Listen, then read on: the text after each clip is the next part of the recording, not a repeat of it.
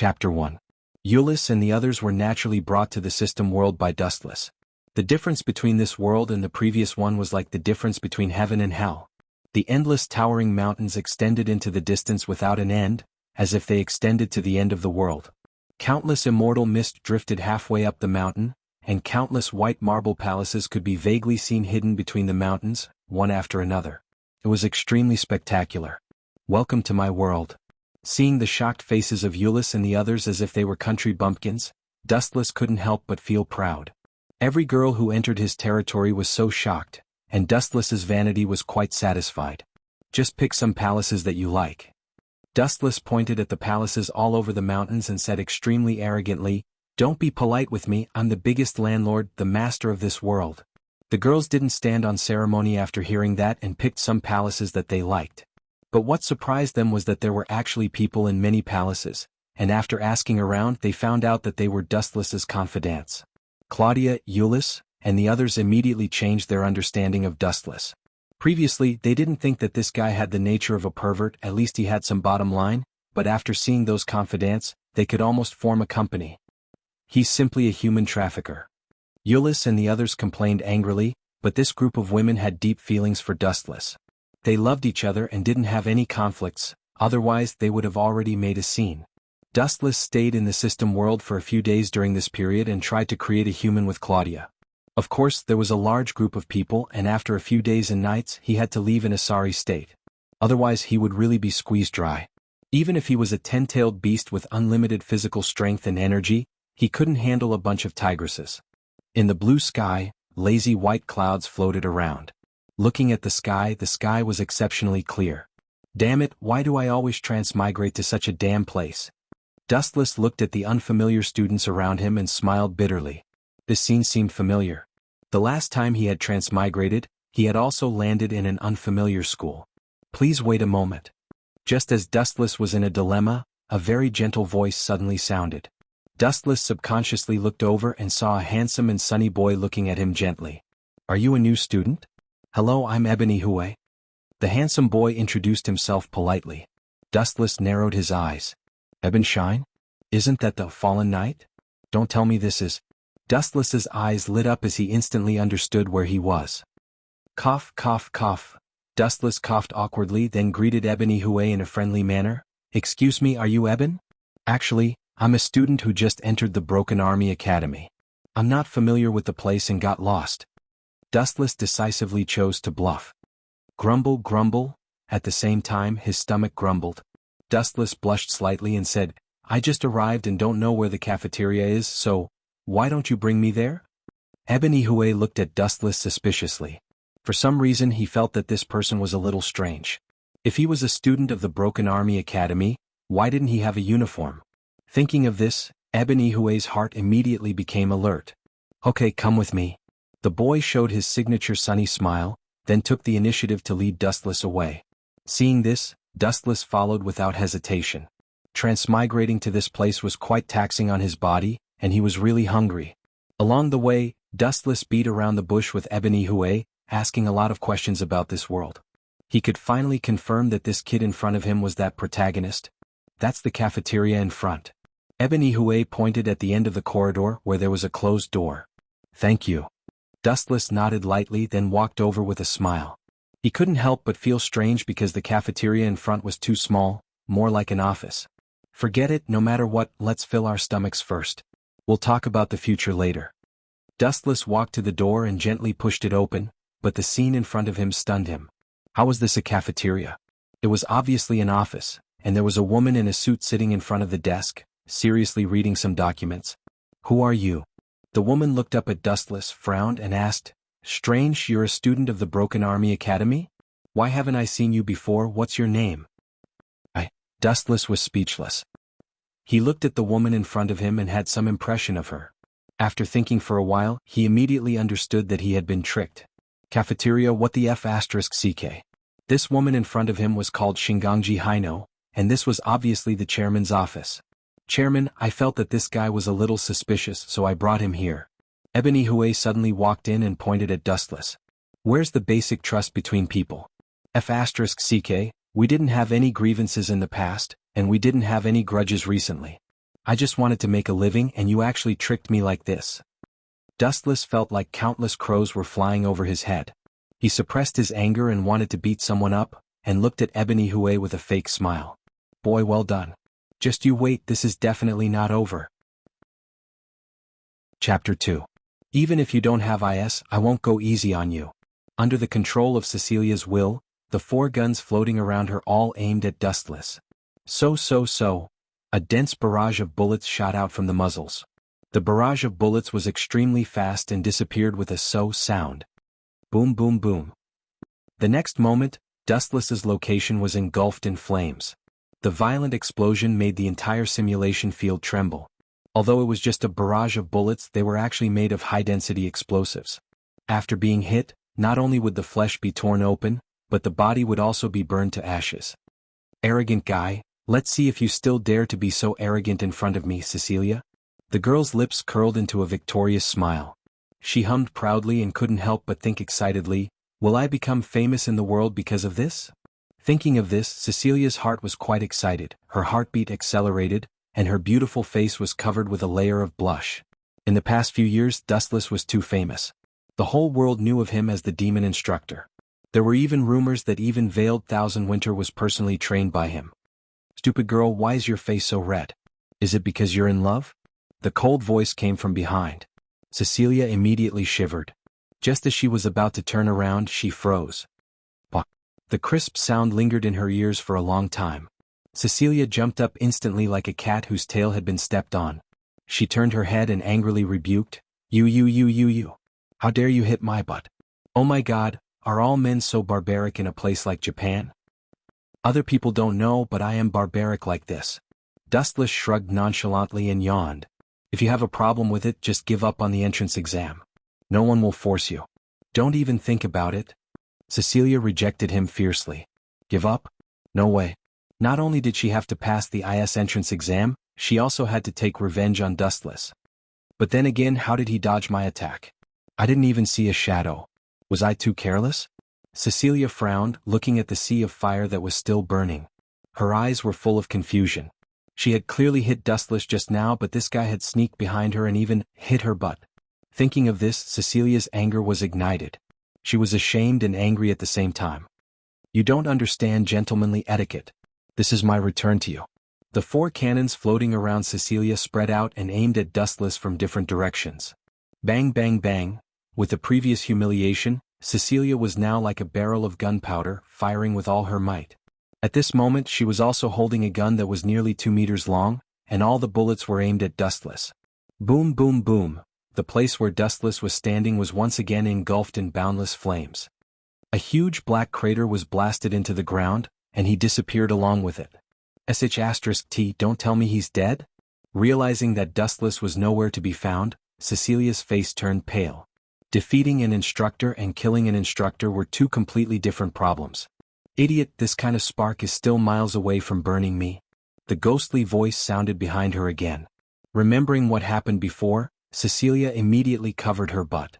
Slap. The moment she turned her head, another crisp slap landed. Cecilia immediately felt a burning pain in her cleavage. Shameless. Asshole, I'm going to file a complaint against you. Cecilia was so angry that tears kept rolling down her face. He hit her butt before and now her breast. What kind of instructor was this? He was a hooligan that escaped from prison. File a complaint against me? Hearing this, Dustless curled his lips in disdain and said with disdain, I'm the boss of this school. You want to file a complaint against me? Believe it or not, I'll expel you right now and make sure you can't step into IS Academy for the rest of your life. You brought this upon yourself. Who told you to call me a male yiksha? Dustless's attitude was extremely unfriendly as he added, I'm just a narrow-minded person. But although this chick is young, she's developed quite well. Thinking of the touch of the chest just now, Wu Chen's calm heart had a ripple. One of his hands almost couldn't catch it. Okay. Cecilia resisted the urge to vomit blood and said okay 3 times in a row. It was obvious that she was truly enraged. As a noble of Ing Kingdom, when had she ever been humiliated like this?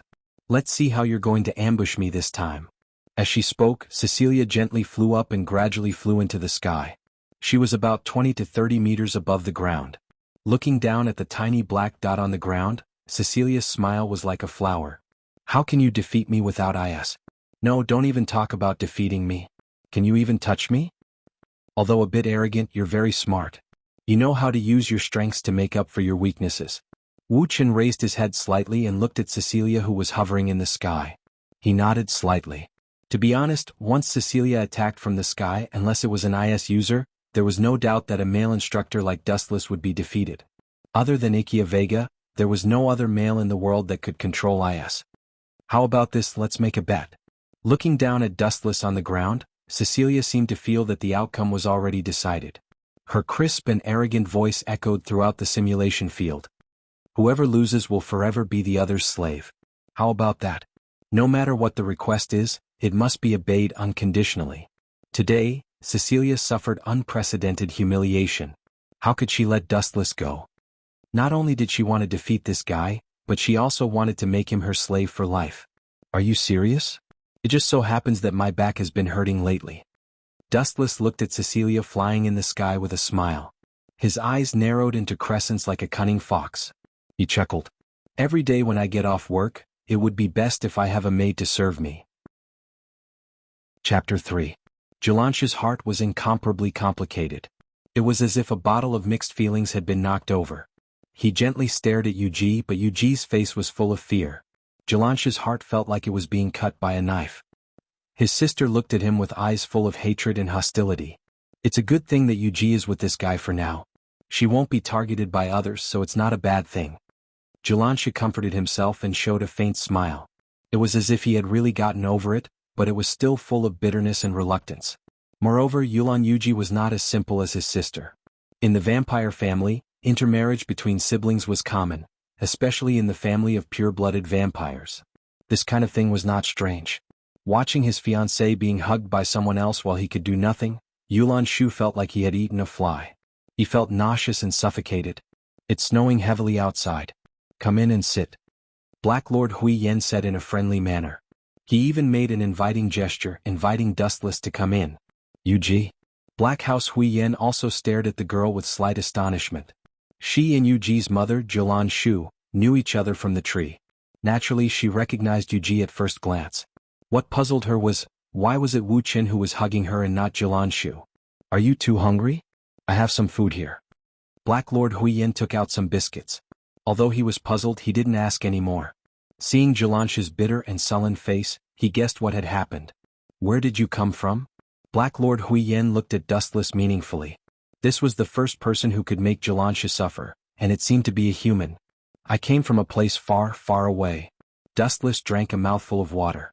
He knew that Black Lord Hui Yen wanted to pry for information, but he was also a newcomer. How far away is very far? It must have been hard for you to come all the way here. Jilansha put his hands in his pockets, and his tone miraculously became a lot friendlier. Perhaps due to the presence of Yuji, the occasion was not suitable for him to get angry. He did not want to leave a bad impression on Yuji because of his relationship with Dustless. That's none of your business. Dustless didn't give Jilansha any face. You. Jilansha's lips moved, but in the end, she let out a muffled groan and fell silent. Hungry? Yuji suddenly took a biscuit and placed it in front of Dustless's mouth. Dustless immediately ate it without any hesitation. Tastes good. Seeing this scene, Jilansha's face became even more depressed. This guy was extremely possessive, just like in the original work. If it wasn't for Zhui Xingling's value, Jilansha would have already dismembered him into 1,000 pieces. After all, he hadn't sucked Yuji's blood yet. In the end, Zhui Xingling, this bastard, beat him to it. Jilansha's heart was extremely unbalanced. I suddenly smell something special. Dustless suddenly opened his mouth and glanced at Jilanshu. What's that smell? Hei Yen and Yuji curiously looked at Dustless. At the same time, they took 2 deep breaths and didn't find any strange smell. Hee. Dustless looked directly at Jilanshu. He playfully looked at Jilanshu's tense face and said, It's the smell of vinegar. I'm truly impressed by your courage. Hei Yen followed Dustless's gaze and glanced at Jilanshu. When he saw Jilanshu's dark expression, he immediately understood what was going on. He couldn't help but secretly give a thumbs up to Dustless. This guy was simply playing with his life. Wasn't he afraid of being dismembered by Jilanshu? I'm going out to take a breather. Jilanshu walked out with heavy steps. With every step the floor cracked. However, this guy paid attention to suppressing his emotions and didn't explode. I heard that you have just killed a vampire? May I know your name? Maybe we are in the same line of work. I am Hei Yan. Hei Yan was very interested in Dustless. Dustless was the first person who could make Jalansha suffer and didn't dare to do anything. Call me Dustless. Dustless also took the initiative to introduce himself. He looked at the wind and snow outside the window and said, I have a presumptuous request. I would like to temporarily leave Yuji here. After hearing this, Hei Yan and Yuji stared at Dustless. Especially Yuji, who directly hugged Dustless's arm and cried, What did I do wrong? Don't abandon me. After saying this, she hugged Dustless tightly and clutched his clothes. We haven't even known each other for an hour, and this little girl is already so dependent on me. She is too naive and easily deceived. Dustless sighed and said, I didn't say that I would leave you. Actually, I don't have anywhere to go right now. Really? Hearing this, Hei Yan's eyes lit up and suggested, Why don't you stay here with me? Yuji is not young anymore. She will need to go to school sooner or later. Dustless lowered his head and thought for a while. He didn't have a fixed place to stay, so he nodded and agreed, It shouldn't be a problem. Just don't regret it. Oh right, are you a human? Hei Yan suddenly asked. Dustless was silent and didn't answer. Hei Yan thought that he was angry and quickly explained, I don't mean anything else. It's just that, kind of, but also not. Dustless gave an answer that confused Hei Yan. He looked at him speechlessly. What did he mean? Was he a vampire and also a human? It's too stupid to judge a person's character based on their race. Although some people are human, they are worse than animals. In the eyes of humans, vampires are cruel and heartless. In fact, some vampires also have a kind heart. Dustless said slowly. Hei Yan's eyes lit up and he looked at him with friendliness. He felt that he had met someone who understood him. His dream was for humans and vampires to live in peace. Dustless seemed to have this intention too. Hei Yan knew that Yuji was a pure-blooded vampire. Jalanshu also pointed out that Yuji was his sister, indirectly acknowledging the vampire's identity. Dustless didn't mind. The two of them in some ways were like-minded. Chapter 4. Not only was it dark above Chueshua's head, but the sky within a few kilometers was also dark as if it was the end of the world. The sun that shone down from the sky was completely blocked. Mountains? Mountains? Mountains? Mountains. Chueshua was stunned, staring at the floating mountains in the sky. Dustless was casually controlling them, ordering them around. That simple and relaxed look was as smooth as eating and drinking, as if it was a game. Chueshua was completely stunned, standing there motionless like a statue. She already thought that she was very powerful when she made the building float in the air, but Dustless used the Tensigan's power to move the mountains in the nearby city to her. The contrast between before and after was like heaven and earth. What about you? Now you also have two choices. Dustless said slowly, You gave me two choices just now, and now I will also give you two choices. First, from now on, pledge allegiance to me and be my servant. Second, just like what you said just now, I will be a little harsh and make you disappear from this planet. Dustless's words were like a cold storm, blowing Chueshua's body, causing her to tremble. No, I am a hero of the Hero Association. How can I pledge allegiance to a nobody like you? Chueshua gritted her teeth, looking unwilling and unwilling. She continued to struggle. And, killing me won't do you any good. My sister is, Trembling Tornado, the second most powerful S-class hero. If you kill me, she will definitely hunt you down all over the world. This wasn't nonsense. Tornado did have a morbid desire to protect Chueshua. Aha, this is ridiculous. Who knew that Dustless didn't take it to heart at all? He looked at Chueshua with extreme sarcasm and mocked. I remember. You actually hate your sister very much. After all, she always oppresses you, and now you want to use her name to survive. What a joke, woman. Wu Qin ridiculed in an eccentric manner. Blowing Snow didn't know how to respond. That was the truth. With a sister like Tornado, Blowing Snow was under a lot of pressure. Even when facing Tornado, she felt inferior and couldn't raise her head. She was determined to surpass Tornado. Since she couldn't do it alone, she would find more people. That was why she established the snow-blowing group. But, didn't she still have to rely on Tornado to survive? I'm sorry, but your threats are useless against me. After saying that, Dustless coldly withdrew the gravity. Without his control, the mountain debris that filled the sky suddenly poured down and smashed towards the ground. You lunatic. Snowstorm couldn't help but gasp. Was this bastard not afraid of being torn apart by the tornado? Staring at the debris falling from the sky, Snowstorm suddenly remembered the past. Because her sister was too outstanding, there were always people who liked to compare them. If there was no comparison, there would be no harm. So, she had been living under the shadow of her sister for all these years. I haven't surpassed my sister yet. I can't die yet. I promise you. I'll be your servant. Snowstorm almost screamed out the last sentence with tears in her eyes. Because at this moment, her dignity and confidence had been completely crushed by Dustless. Luckily you spoke quickly. Otherwise, if you were delayed for a while, it would have been a different ending. Wu Chen's voice sounded again and the tense atmosphere disappeared. Chui Shui subconsciously raised his head and looked. That incomparably huge mountain fragment was already floating above his head. It was so close that he could touch it if he stretched out his hand. Gulp. Snowstorm couldn't help but choke. Just like Dustless said, luckily she spoke quickly. If she played with it for a while, she would have been turned into minced meat. Then Dustless snapped his fingers. A large amount of mountain debris floated into the distance.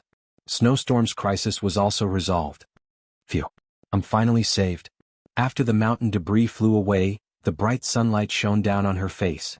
Snowstorm looked up at the sky and enjoyed the comfortable sunlight. Even though it was blinding, she had never felt so comfortable before. It was great to be alive. Let me introduce myself first. My name is Dustless. Dustless lazily walked to Snowstorm's side.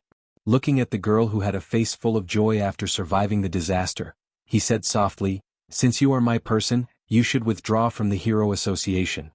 Withdraw from the Hero Association? Snowstorm's face stiffened. She said with some resistance, "I'm a hero. It doesn't seem to have any conflict with you, being your servant, right?" Nonsense. There must be a conflict for you to withdraw from the Hero Association. Those idiots have already put me on the wanted list. Dustless said with a gloomy face. He was afraid that Snowstorm didn't understand what he meant. 10 Tails suddenly appeared from his back. This. Are you really the 10 Tails weirdo from yesterday? Snowstorm's eyes constricted violently. She looked at Dustless in shock. Aren't the so-called weirdos all ugly people? Why is Dustless so handsome? His chiseled face, exquisite facial features, and neat and clean short hair made him look cool and capable. Especially his figure, it suited Snowstorm's taste. During the battle, she used Hurricane to blow up Dustless's clothes. The 8 well-proportioned abs on his abdomen left a deep impression on Snowstorm. Furthermore, Dustless seemed to be able to transform at will. He could switch between human and weirdo at will. Bullsh**t weirdo. I'm not a weirdo. I'm the 10 Tails weirdo. It's just that those idiots are ignorant. I just came here and they made me a weirdo. Dustless said unhappily. He didn't cause any damage. What the F***ck? As for the Metal Knight, to put it bluntly, it was Dustless's passive counterattack. It was the guy who provoked him first. He even used Dustless as a test target for his new weapon. Chapter 5. This guy is really special. No wonder Principal Margaret values him so much. Looks like it's not just because he's from Brigid's family. There must be some other unknown reason. Aoki and Yi muttered to themselves. They were confused about Principal Margaret's thoughts. They looked out of the window and saw that the black cars behind them were all Pandora, and they were all elites. And it was worth mentioning that this wasn't all of their forces. Behind these black cars there were also several trucks. Looking carefully, they were all Pandora. Wasn't it strange? Did they need so many Pandora to escort one person? This lineup looked like they were escorting a criminal. Surprisingly calm. Aoki and Yi glanced at Dustless and smiled bitterly. They looked up and saw Dustless lying on the side with his eyes closed. His expression was calm as if he was asleep. On the way, Dustless was very quiet and didn't do anything out of the ordinary. Thus, they arrived at Signetix Academy unscathed. Accompanied by Aoki and Yi, they went to the principal's office. "Principal Margaret, he's here." In the slightly oppressive office, the air was stuffy. There were only 3 people, Principal Margaret, Aoki, Yi, and Dustless. This is the principal? She's more plain and simple than I imagined. How disappointing. Dustless lowered his head and muttered to himself. He instantly lost interest in this so-called principal. Aoki and Yi, thank you for your hard work. Go back and rest first. I have something to discuss with Mr. Dustless. Principal Margaret showed a kind face and waved her hand. I understand. Hearing this, Aoki and Yi nodded and left silently. Only Dustless and Margaret were left in the large office. The atmosphere also fell into silence. Margaret's gaze was focused on Dustless, and a cold light flashed in her eyes from time to time. What do you mean? After a long while, someone finally spoke. The person who spoke was Dustless, and his tone was cold and filled with dissatisfaction. Upon hearing this, Principal Margaret's expression changed slightly. She could hear the coldness in Dustless's tone. She pretended to be confused and said, "What do you mean by that? I don't understand. Still playing dumb with me?" Dustless smiled contemptuously, pointed at the closed door and sneered, "How many people are waiting outside? Even if there weren't 100 of them, there were at least a few dozen of them, right? How bored are you?" With Dustless's words, Principal Margaret could no longer maintain her composure. The friendliness on her face disappeared and was replaced by an unprecedented coldness. "How rude. Before asking others, shouldn't you explain yourself first?" Since they had already shed all pretense of cordiality, Principal Margaret no longer hid anything and said bluntly, "You've been in Bridget's family for 3 days. Find out what happened yourself. Other than Biolette L., Bridget, who is intact, everyone else died one after another. Isn't this too much of a coincidence? So it's about this matter." Hearing this, Dustless revealed a look of understanding and asked with interest, "So you think that I'm the murderer?" "I don't have any evidence." Principal Margaret shook her head and answered truthfully. Then she said in a serious tone, "But you're the most suspicious. This matter has caused an uproar in the world." "Is that so?" Dustless didn't care about this. He poured himself a cup of coffee and said leisurely, "So what do you think now? Do you intend to arrest me directly, or do you want to use peaceful means before resorting to force?" Principal Margaret didn't say a word. She knitted her brows and stared at Dustless. Even though she was close by, she felt like she was looking at flowers in a fog. She couldn't see through Dustless's thoughts and couldn't figure out what this man was thinking. If it were an ordinary person who knew that there were dozens of Pandoras outside, and they were all elites among elites, they would definitely be scared to death. But Dustless, on the other hand, didn't care at all. His pair of calm eyes were as calm as still water. There was no fear in them, and his aura was even stronger than Principal Margaret's. "What do you want to do? Hurry up. Don't waste my time," Dustless said impatiently. "Phew." Principal Margaret took a deep breath.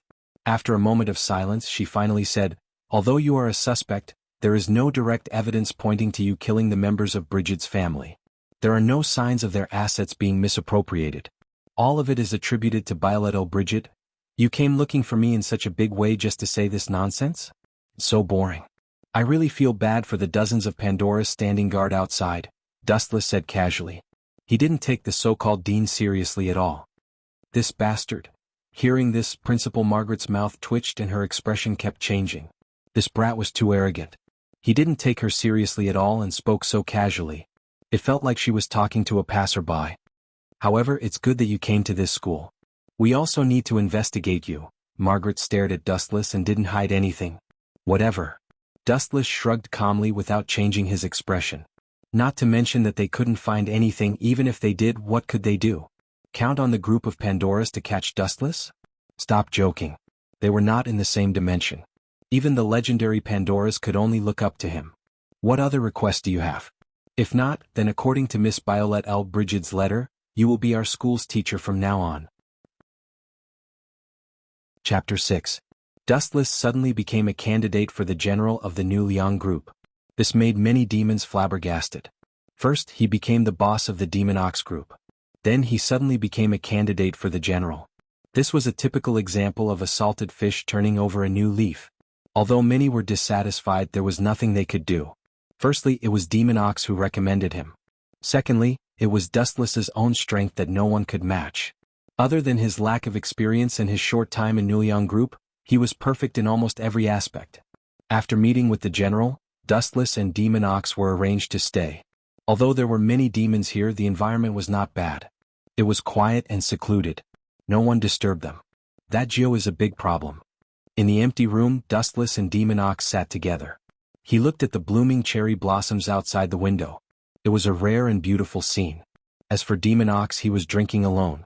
A cold light flashed in his eyes from time to time. "Don't worry. He won't live for long." Demon Ox put down the wine cup in his hand. A vicious killing intent flashed across his face.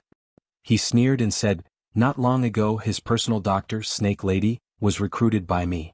That guy still dares to go against me. He doesn't know what's good for him." It seems like I don't have to do anything. You will take care of that guy. Dustless stretched and decided to lie on the tatami. He asked, "Did you arrange an assassin beside Nuyang Lu Xiong?" This demon ox hesitated for a moment. Then he squeezed out a helpless smile. Young master's guards are all his trusted aides. I don't have any room to interfere. However, I secretly took in the people from the old rat group. They will help find a chance to kill Lu Xiong. You are really smart. I heard that the old rat group has been expelled. Even if they kill Nuyang, Lu Xiong won't suspect us. Dustless couldn't help but give Demon Ox a thumbs up. This guy was brave and smart.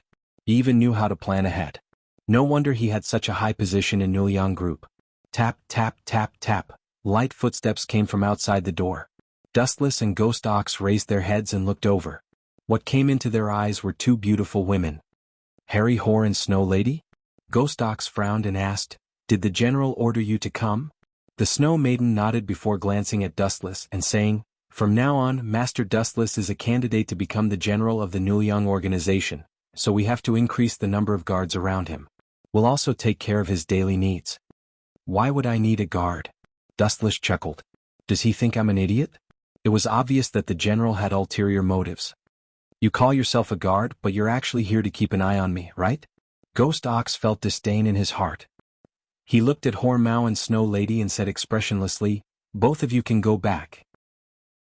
Lord Dustless doesn't need any guards. If he must, then it doesn't matter. Just stay here." Dustless interrupted Bull Spirit. Even if he declined, it would be useless. The general would probably send someone else to be his bodyguard. "Both of you can go back first.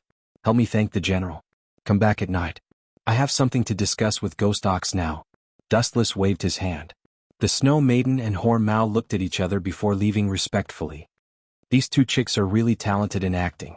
Seeing how respectful the two of them were, Dustless was speechless. When he met the general previously, the Snow Maiden wanted to freeze him. These two are on the general's side. It's dangerous to keep them around. Ghost Ox frowned and reminded him. The Snow Maiden and Hormao were loyal to the general and Nuyang Lu Xiong. Of course I know. But what's the use of rejecting them? That old man will play other tricks next time. Seriously, the general is already a few hundred years old. How can an old man like him be so playful? Dustless admired the cherry blossoms dancing in the sky as he complained, "At least there are two women. If there were two demons, that would be terrible. You can go now. I'm going to sleep for a while." After saying that, Dustless closed his eyes. Ghost Ox left tactfully and went to secretly contact Shirtu and Old Rat. After witnessing Dustless's strength, Ghost Ox was completely convinced. In this world where the strong preyed on the weak, only the strong could rule everything. A weakling like Nuyang Lu Xiong was not qualified to be the boss. When night fell, the Snow Maiden and Hormao came again. The two of them woke up Dustless, who was sleeping soundly, and brought lunch boxes. What a strange food. Dustless looked at the dishes on the table. Almost all of them were made with ice. He picked up his chopsticks and tasted them. The taste was not bad. "I didn't expect you to be so good at cooking at such a young age." Dustless gave the Snow Maiden a thumbs up and praised. "Nonsense, cooking is my forte." Hearing that, the Snow Maiden looked at Dustless with a smile. Then, she suddenly remembered that Dustless wanted to take the general's position. Her face instantly turned cold. She snorted and said, "Eat it gratefully. This is your fortune from 8 lifetimes. Hearing that, Dustless touched his nose awkwardly.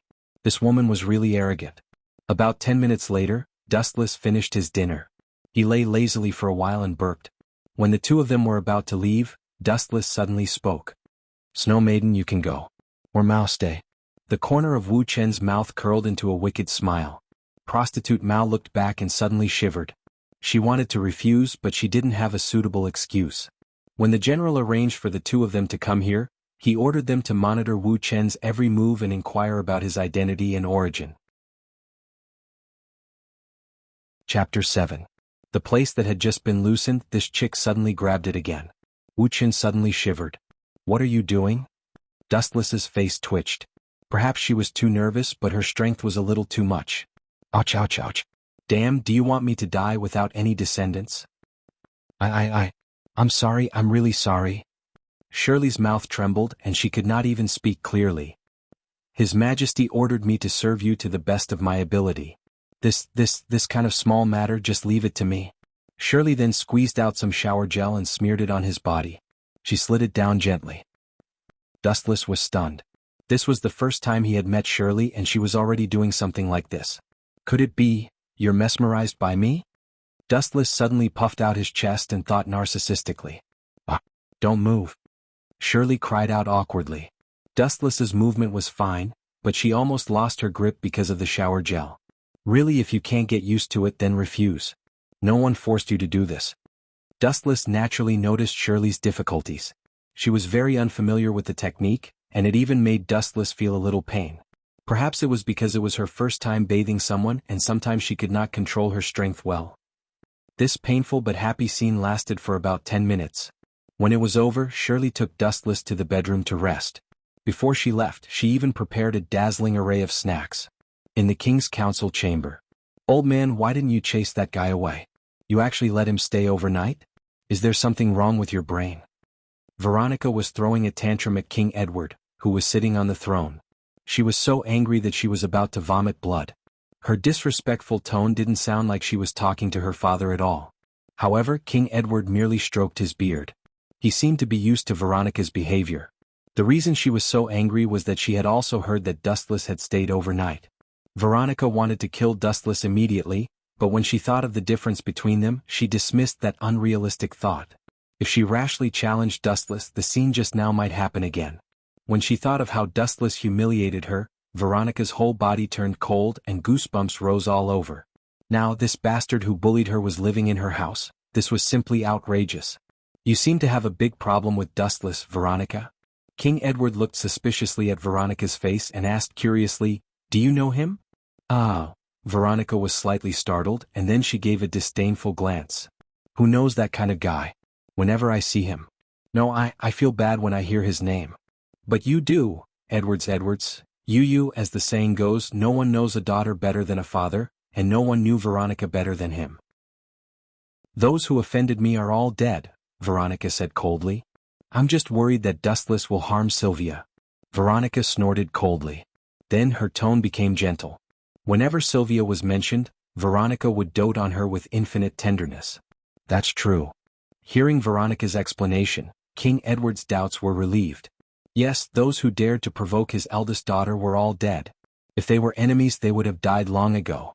In fact, what King Edward did not know was that Dustless was not Veronica's enemy, but her nemesis. Although I don't know where Dustless came from, I can be sure that he will not harm Sylvia. Absolutely not.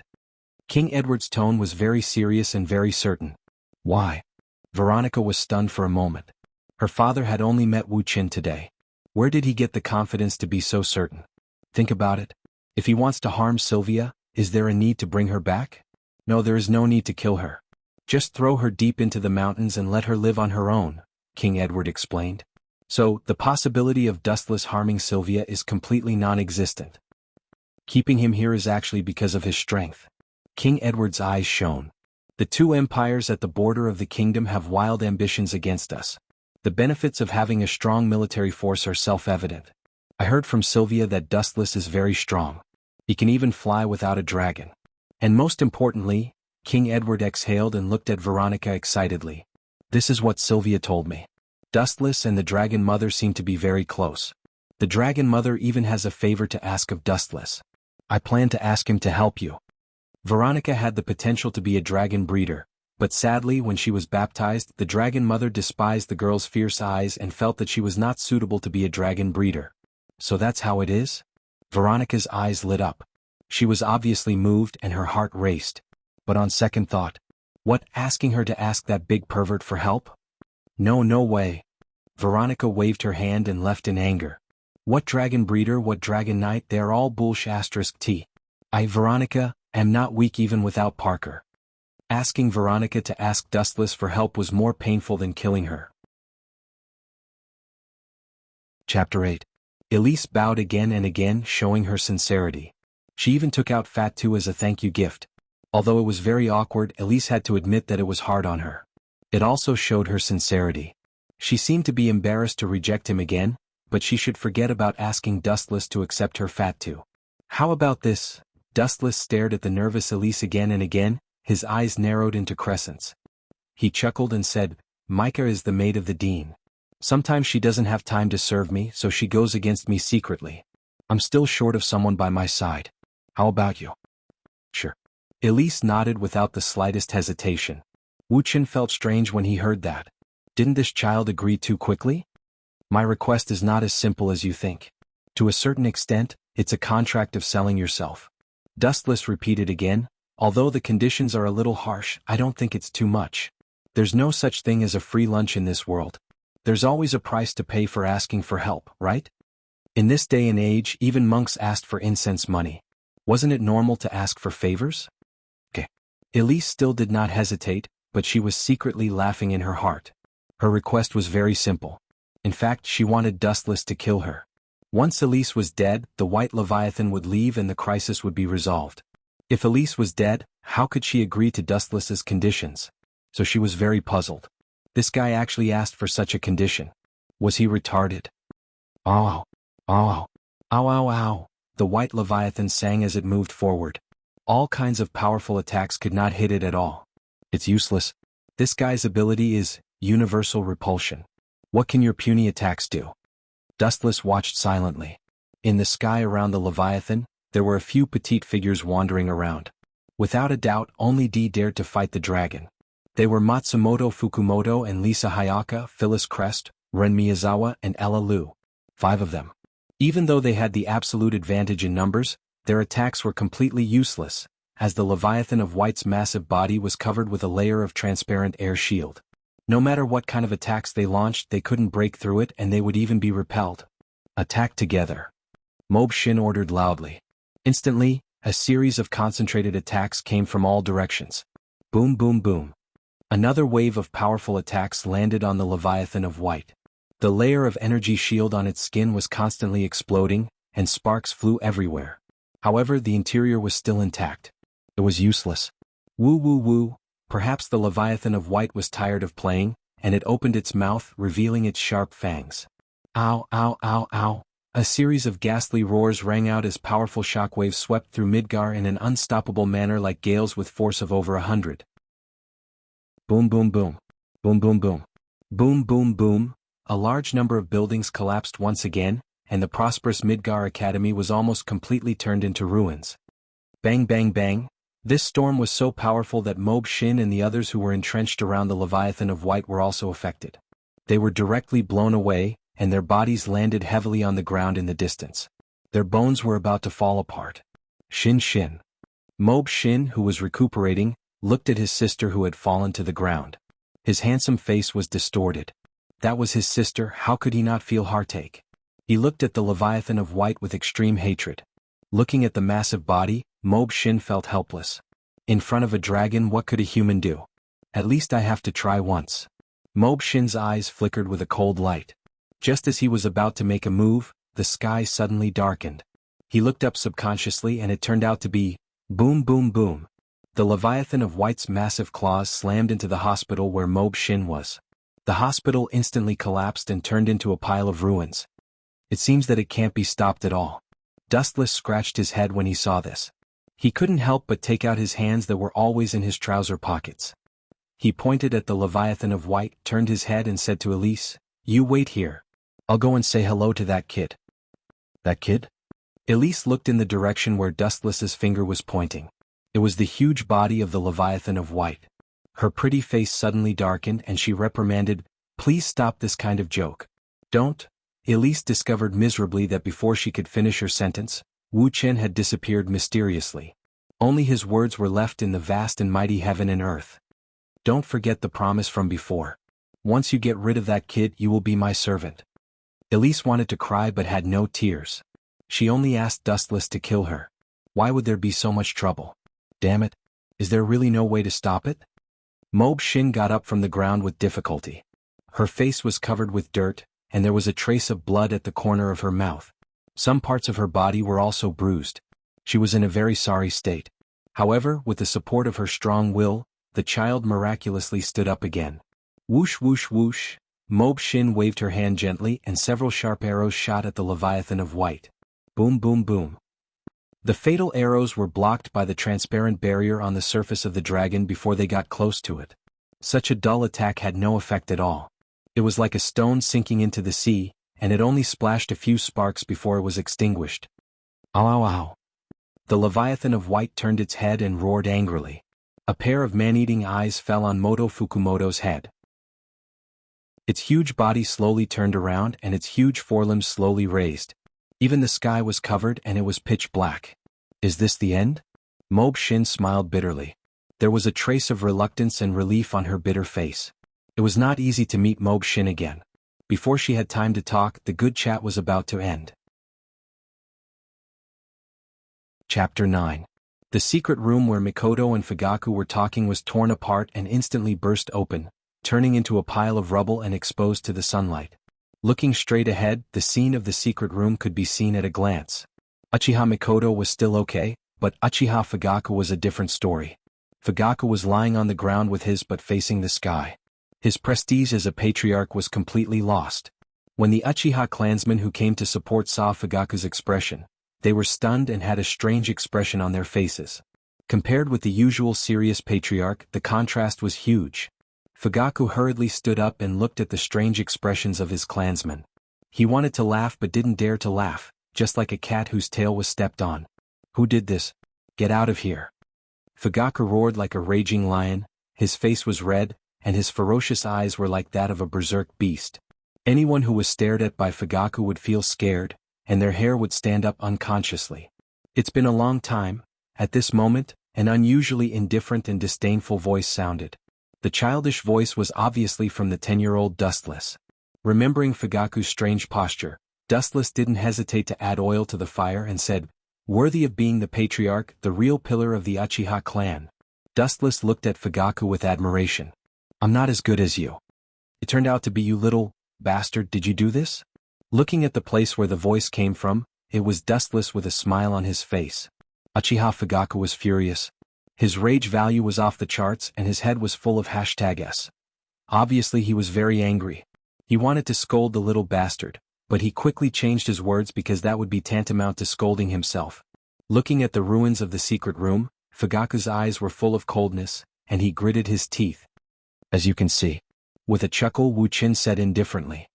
He immediately looked at Fugaku with a mocking expression. His eyes were cold and his cold voice spread out. "Fugaku Uchiha, cut the crap, I don't have time to listen to your nonsense. Is this how you talk to your father who gave birth to you?" Hearing this, Fugaku was furious. He clenched his fists with a dark face, suppressing the fire in his heart. His skin didn't move as he asked Dustless. His voice was so sharp that it made people's scalp numb. If it weren't for the fact that there were so many people and the bad reputation of killing his son, he would definitely make Dustless bleed on the spot. "Father?" Dustless dug his ears and pretended to be surprised as he said, "Father? So you still know that you have a son, this kind of thing?" Wu Qin dragged out his voice. Everyone understood the sarcasm in his words. "You." Fugaku's face was pale, he looked gloomily at Dustless, he took a deep breath and said, "I'm too lazy to talk nonsense with you. After a month, you will participate in the Third World War as a ninja of the Uchiha clan." Fugaku waved his hand with a look of annoyance, as if he could see the tragic death of Dustless in the future. Fugaku grinned. "Don't hate us, there is nothing we can do." The corner of her mouth slightly squirmed, and Mikoto sobbed silently. Obviously she still loved Dustless very much. Dustless's face was as usual and he glanced at Mikoto. His dark eyes were locked on Fugaku and he didn't waver. He already expected this. The relationship between the Uchiha clan and Konoha's higher-ups is well known. Although Fugaku promised to send ninjas to participate in the Third World War, most of them are cannon fodder, most of them are people who have exhausted their talent, and at the very least they are trash like Dustless. Who gave you the right to make your own decision, and what if I say no? Then you will die. Fugaku's eyes turned rapidly, and the scarlet-red tomo began to rotate, showing his determination. The cold and chilling murderous aura swept through everyone present like a hurricane, and the scene was silent and extremely depressing. The Uchiha clan members had different expressions, but most of them were like this. "The world is like this, the weak should have the consciousness of the weak, don't try to resist fate, and those who don't have the strength to resist fate will be crushed by the gears of time. Because it's not just the Uchiha clan, it's the same everywhere in the world." "Is that so?" Hearing this, Dustless just snorted disdainfully. His young but mature face had an unruly smile. It was a kind of eagerness to try. Does this guy want to die? He dares to challenge the patriarch. The Uchiha looked at Dustless's arrogant face and they were shocked. The strength of the patriarch is naturally second to none in the Uchiha clan, especially in a pure fighting family like the Uchiha clan. Without the strength of the entire Uchiha clan, it's impossible to be the patriarch. Good boy, I was really blind before, I didn't see that you are a traitor. Fugaku cursed and his face turned green, being challenged by a 10-year-old trash. He is definitely the first patriarch of the Uchiha clan since ancient times. Looking at the angry Fugaku, Dustless didn't know what was going on, and then he looked at Fugaku seriously and said, "A patriarch is so afraid of death. Don't worry, I will just teach you a lesson, I won't kill you." Fugaku, the Uchiha were also speechless. Where did this trash get the confidence to challenge the patriarch? Chapter 10. Isn't that guy a little too sharp? Stacy and Ebony Hue, who were in a different spot, broke out in cold sweat. They stole glances at Dustless from the corner of their eyes, and their hearts were in turmoil. Because in the upcoming open tournament, every student was an enemy, and Dustless was no exception. Both of them knew how strong Dustless was, and so they wanted to work together to deal with him. But this guy, his ability to foresee the future really made them feel ashamed. Maybe it's just a wild guess. Stacy and Ebony Hue glanced at each other, and both of them thought that it was just a blind cat meeting a dead mouse. During the meal, Dustless didn't bother with the two of them. He finished his meal early and left. When he passed by Stacy and Ebony Hue, he gave them a look that said, "Do your best." After lunch, Dustless didn't rush back to the dormitory. If he slept for too long he would have a headache. Instead, he strolled around the Shatterer Academy, admiring the scenery around him. The Shatterer Academy was indeed one of the top night academies in Japan. It had everything.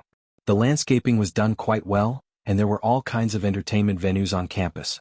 However, Dustless wasn't interested in any of them, and he was bored as he strolled around. "It's that guy, right? I will never forgive you."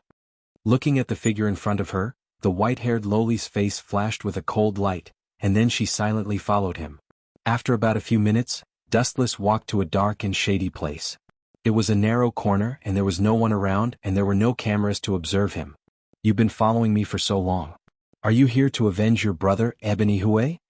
Dustless suddenly stopped. The figure also stopped and quickly hid. "There's no use hiding, Miss Ebony Hue."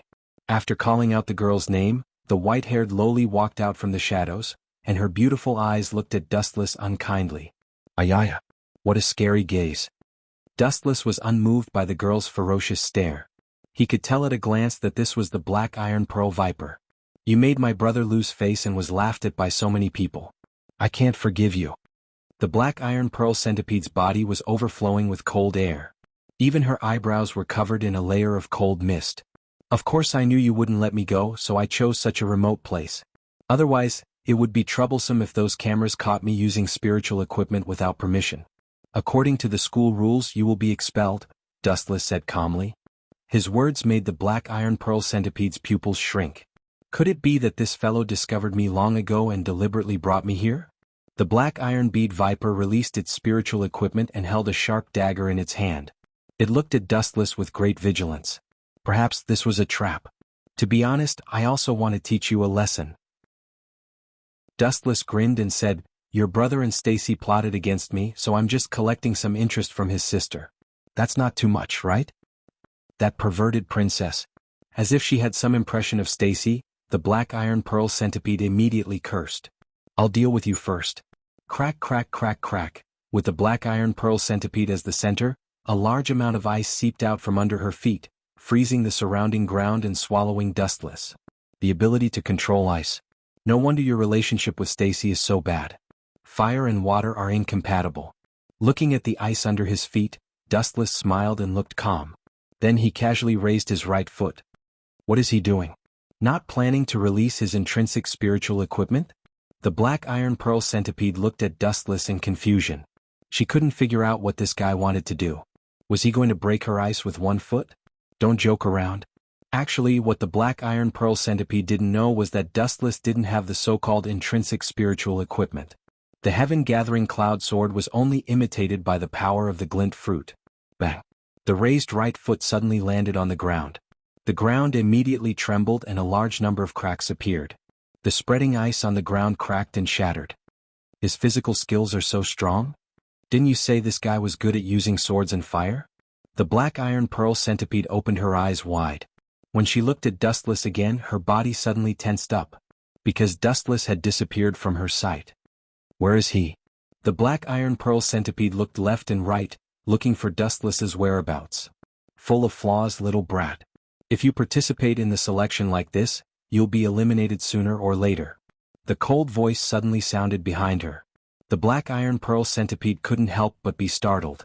Then she turned around and stabbed. Too slow. The black iron pearl centipede was really too slow. Dustless easily caught her snow-white wrist and looked at the young girl with a trace of an evil smile. Tell me, how should I punish you? You better not mess around. The black iron pearl centipede was so scared that her face turned pale. She quickly thought of something and said, My father is Eben Yen, you know who he is, right? If you offend me, you'll die. Eben Yen, the head of the International Magician Knight Alliance's Japanese branch, the head of the Eben family, Eben Ihue and Eben Juji's father. His position was high and even the chairman had to give him some face. But unfortunately, Dustless had always been the kind of person who feared nothing. There was no way to threaten him. If you're scared, then let go. Seeing Dustless hesitate, the black iron pearl centipede smiled. But in the next second, her face turned green. Wu Chen lifted the girl's skirt, revealing her snow-white perky buttocks and fair skin. He couldn't help but stare blankly. You're so young, yet you're wearing black fat too. What a heavy taste. No wonder you're a brother complex. Then Dustless raised his hand and mercilessly slapped her. Pa, pa, pa. The burning pain attacked the black iron pearl centipede's mind. She gasped for breath and was about to faint. This guy dared to hit her, but in broad daylight. Chapter 11. 3 days later, Dustless and Snowblast had arrived in another city. This city was often attacked by monsters, so many apartments and buildings were empty. Dustless and Snowblast chose an uninhabited villa as their base of operations. Lord Dustless, there's news from the Hero Association. Dustless was lazily sprawled on the sofa watching television. Snowblast suddenly walked over with a look of anger and grumbled, Those bunch of ungrateful bastards. They rejected it, right? Dustless guessed the answer when he saw Snowblast's enraged look. Dustless got Tornado to inform the Hero Association to cancel the bounty on the 10-tailed dragon-ranked monster. They had just called Snowblast, so it was likely that they had rejected it. Those bunch of bastards are really tired of living. Even Sister is no match for Lord Dustless. What right do they have to say no to Lord Dustless? Snowblast said indignantly. This was a world where strength reigned supreme. The strong could dominate everything as they wished, but the Hero Association appeared to be unconvinced. In this world, there are some things that cannot be resolved with pure strength. Dustless smiled nonchalantly. He was rather relaxed. Regarding the bounty on the 10-tailed dragon-ranked monster, he would cancel it if he could. If he could not, he did not care. At most, I'll beat up any hero I see in the future. I'll beat them until they are afraid. That bunch of people will also be obedient. Immediately following that, Dustless's face suffused a cold arc. By the way, immediately following that, Dustless suddenly changed the topic. He stared at Snowblast and asked, How's the training I assigned you going? I've already begun implementing it, but... Snowblast's face suffused a troubled look as she grumbled, Lord Dustless, aren't you being too harsh? You don't know how to treat a girl well. You're making a girl run 40 kilometers with weights, do 500 push-ups a day and do all sorts of extreme exercises. With all of this added up, I don't even have time to sleep or rest. And most importantly, all of this added up is too torturous. Not to mention ordinary humans, even an A-class hero would not be able to withstand such physical training. Now that you mention it, it does seem a little harsh. Dustless stroked his chin and pondered. You call this similar? Chue Shui rolled her eyes in annoyance. After living with him for a few days, she already understood Dustless's temper. Although her master had unparalleled strength and was labeled as a dragon-class monster, the Dustless in his daily life was still the kind of person that was easy to get along with. After spending some time with Dustless, Snowchaser's courage had grown. Sometimes he would even joke with Dustless. But Chueshua, do you know where the strong come from?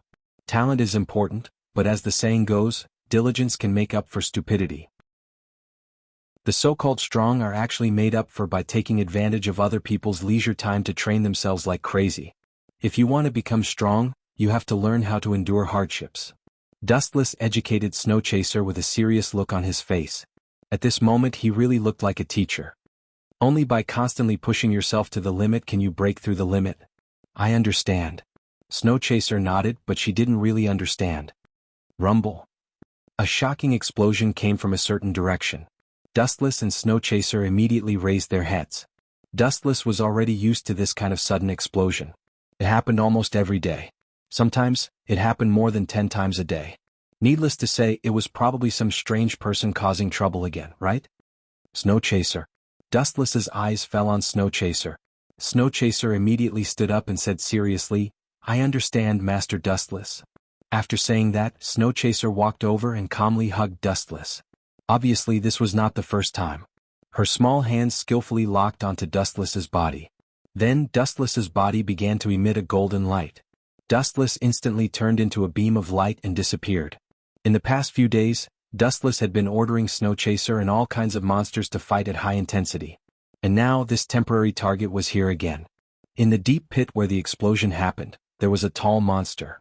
Its appearance was very similar to a human's. Its body was covered with strong muscles. The only thing that was quite strange about it was that its skin was blue-black. Furthermore, there were two antenna-like antennae on its forehead. Looking at the huge explosion nearby, it was easy to guess that this monster was not weak.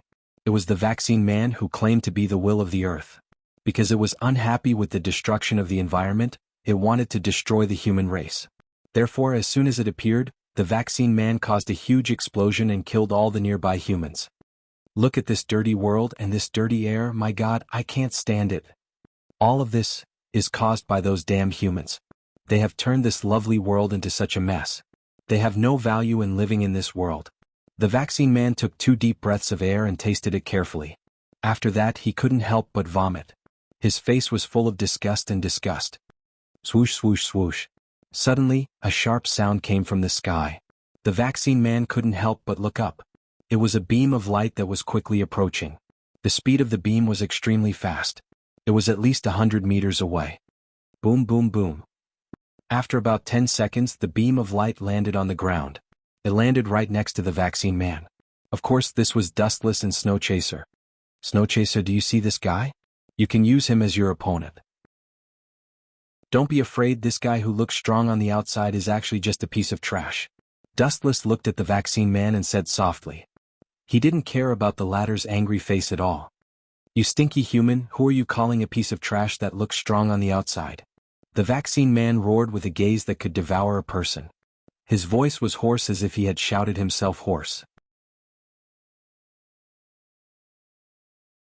Chapter 12. Is this girl's body made of water? It's so sensitive. Dustless laughed strangely and leaned close to Veronica's ear. After blowing a mouthful of hot air, he said, Do you want to play some fun games? Fun games? She didn't know why, but after hearing these words, Veronica immediately remembered the time when she was hung up and spanked by Dustless. She lost all the face she had accumulated in her life. You dead pervert, go play by yourself. Without thinking, Veronica refused. Iron Blood Valkyrie, you're nothing but a coward. Wuxia muttered. Veronica's heart twitched when she heard that.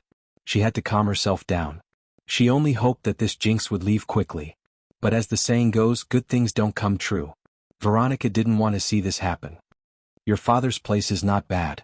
Tomorrow you go and tell him that I plan to live here for 10 days or half a month. Dustless said while holding his head. Bang. No, get out of here. Veronica flew into a rage and directly smashed the shower gel bottle. She shouted, Don't get too carried away. This is the kingdom of Raymond, not your home. Only the royal family lives here. Veronica added. You are not a royal, you are not even a noble. You are just a commoner. Don't break the rules. Isn't it easy to become an aristocrat? Wuxia smiled and didn't care about it. Becoming a noble isn't easy. Veronica calmed down and explained, Nobles are usually hereditary or conferred upon those who have made great contributions to the kingdom. Another way is to become a dragon knight. No, these are too troublesome. There is a simpler way. Dustless said with a mysterious smile. Veronica was surprised. What is it? What did I miss? If I marry you, I'll become an aristocrat all of a sudden, and a top-notch one at that. Wuxia grinned and said, This is a good thing that benefits me greatly. In your dreams. Veronica snorted arrogantly. Even if all the men in the world die, I will never marry you. That's a pity. Dustless spread out his hands. There was no intense emotional change. However, it is said that women are the most strange creatures. They don't care about what they get, but they cherish what they don't get. Even a noble princess is no exception. Looking at Dustless's calm appearance, Veronica angrily asked, "What? Do you think I am not worthy of you? What the hell is wrong with your head?" Hearing this, Dustless stared at Veronica like an idiot. Does this chick has amnesia? She just said that all the men in the world die before she would not marry him. And now she asked him if he was worthy of her? Just you wait. When you fall into my hands in the future, Veronica suppressed her anger. She picked up the towel and tore it apart madly as if it was Dustless. It has been more than 1,000 years, but I still don't understand women's minds. Dustless sighed. He really didn't know whether women were too fickle or he was too stupid. You can solve the rest by yourself. After washing Dustless's upper body, Veronica was about to run away. Wait, I didn't ask you to go. Dustless stopped Veronica and said, when you take a bath you only wash the upper body. Don't you need to wash the legs and feet? Are you kidding me? Veronica felt that she was about to be driven crazy by Dustless. Men and women are different. If I help you wash there, how can I face others in the future? This guy is too unreasonable. I have said that I am training you. Only by abandoning the so-called shame can a person go further and walk a longer road. Dustless said righteously. Veronica scolded Dustless for being shameless in her heart. She was unwilling to do it. No matter how hard her arm was, it could not resist her thigh in the end. In desperation, Veronica could only come back with a sullen face. She squeezed some shower gel in her hand and helped Dustless wash his lower body with resentment. Be gentle. Dustless, who had closed his eyes, suddenly stared at her because Veronica touched his most important part. He suddenly scolded her angrily, "This is second only to my life. If I break it, you can't afford to pay for it." It was not that Dustless was looking for trouble, but Veronica seemed to be deliberately using a lot of strength. This is the strength of this princess. Looking at Dustless's angry look, Veronica's pretty face had a beautiful smile. After fighting for so long, she could finally hold her head high for once. Is that so? Dustless wasn't angry. He chuckled and said, since that's the case, I'd better ask your sister to help me wash it. It's okay that your sister is clumsy. I reckon that Sylvia's methods are gentler. You bastard. Hearing Dustless's words, Veronica was about to jump up. She was so angry that she pointed at Dustless and scolded, "How can you do this to a child? Are you shameless? Perverted scum. I think you misunderstood something. I just think that she is younger and weaker. Since you don't know how to do it, what's wrong with finding a younger one to replace you?" Dustless defended himself with a glib tongue. After that, he stood up directly and walked to the exit without waiting for Veronica's reaction. Sit down. Thinking that Wu Chen was serious, Veronica roared, I'll just be a little gentler. I'm good at this kind of thing. When she said these words, Veronica's heart was bleeding. This shameless guy was too difficult to deal with. She was completely fooled by him. Chapter 13. I know I'm handsome, but I still feel embarrassed when you stare at me like that. Dustless deliberately made a bashful appearance, but Weaver Thousand Winters seemed to be made of iron. She didn't care at all. Her eyes were still fixed on the cheeks that were close at hand. She knew that her carelessness could lead to Summer of Weaving's crushing defeat. You're the ones who tricked me first, so I won't hold back anymore. Wu Chen looked at Xia with a dim light in his eyes. His eyes blinked slightly. Bang! There was a muffled explosion and Uchiha, who was flying in the air, was sent flying. It was as if he had been hit by something and his body fell to the ground. Good chance. Cecilia was stunned for a moment, then opened fire. Countless bullets rained down from the void, all of them aimed at Summer of the Vega. What was that just now? I'm not sure. Was it a mechanical failure? It's possible. Didn't I tell you before that Summer of Weaving's white style is a defective product? The spectating students were puzzled. They couldn't figure out why Summer of Weaving was suddenly sent flying. Most of them thought that it was a mechanical failure. Empress Weaver naturally noticed this as well. She turned to stare at Empress Weaver with a gloomy expression. What was going on? Although the white style did have flaws, it was such a coincidence that an accident happened at this time. Vega Thousand Winter found it hard to accept. He looked at Wu Chen again. This guy was smiling with his eyes half squinted. He crossed his legs in a sloppy manner, and his expression was full of ridicule. You didn't do it, did you? Vega Thousand Winter stared at Dustless like she was interrogating a criminal. Dustless put on an innocent expression. You've been staring at me, haven't you? I didn't do anything. Seems like it. Vega Thousand Winter nodded thoughtfully, then snorted. Although she was worried, she didn't panic. Don't think you can beat Summer like this. Boom boom boom. A large number of missiles exploded around First Summer Weaver spot, and black smoke rose into the sky.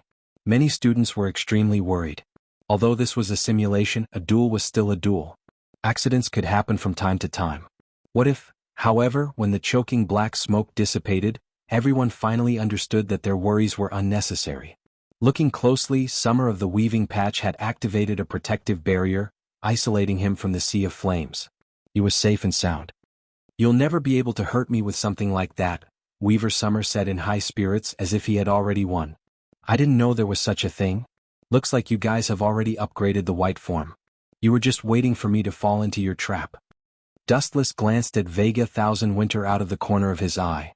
No wonder she was so calm earlier. But Dustless's eyes silently blinked again, and the sturdy barrier immediately began to emit cracking sounds. Why is this happening? Summer Spotted Weaver was dumbfounded.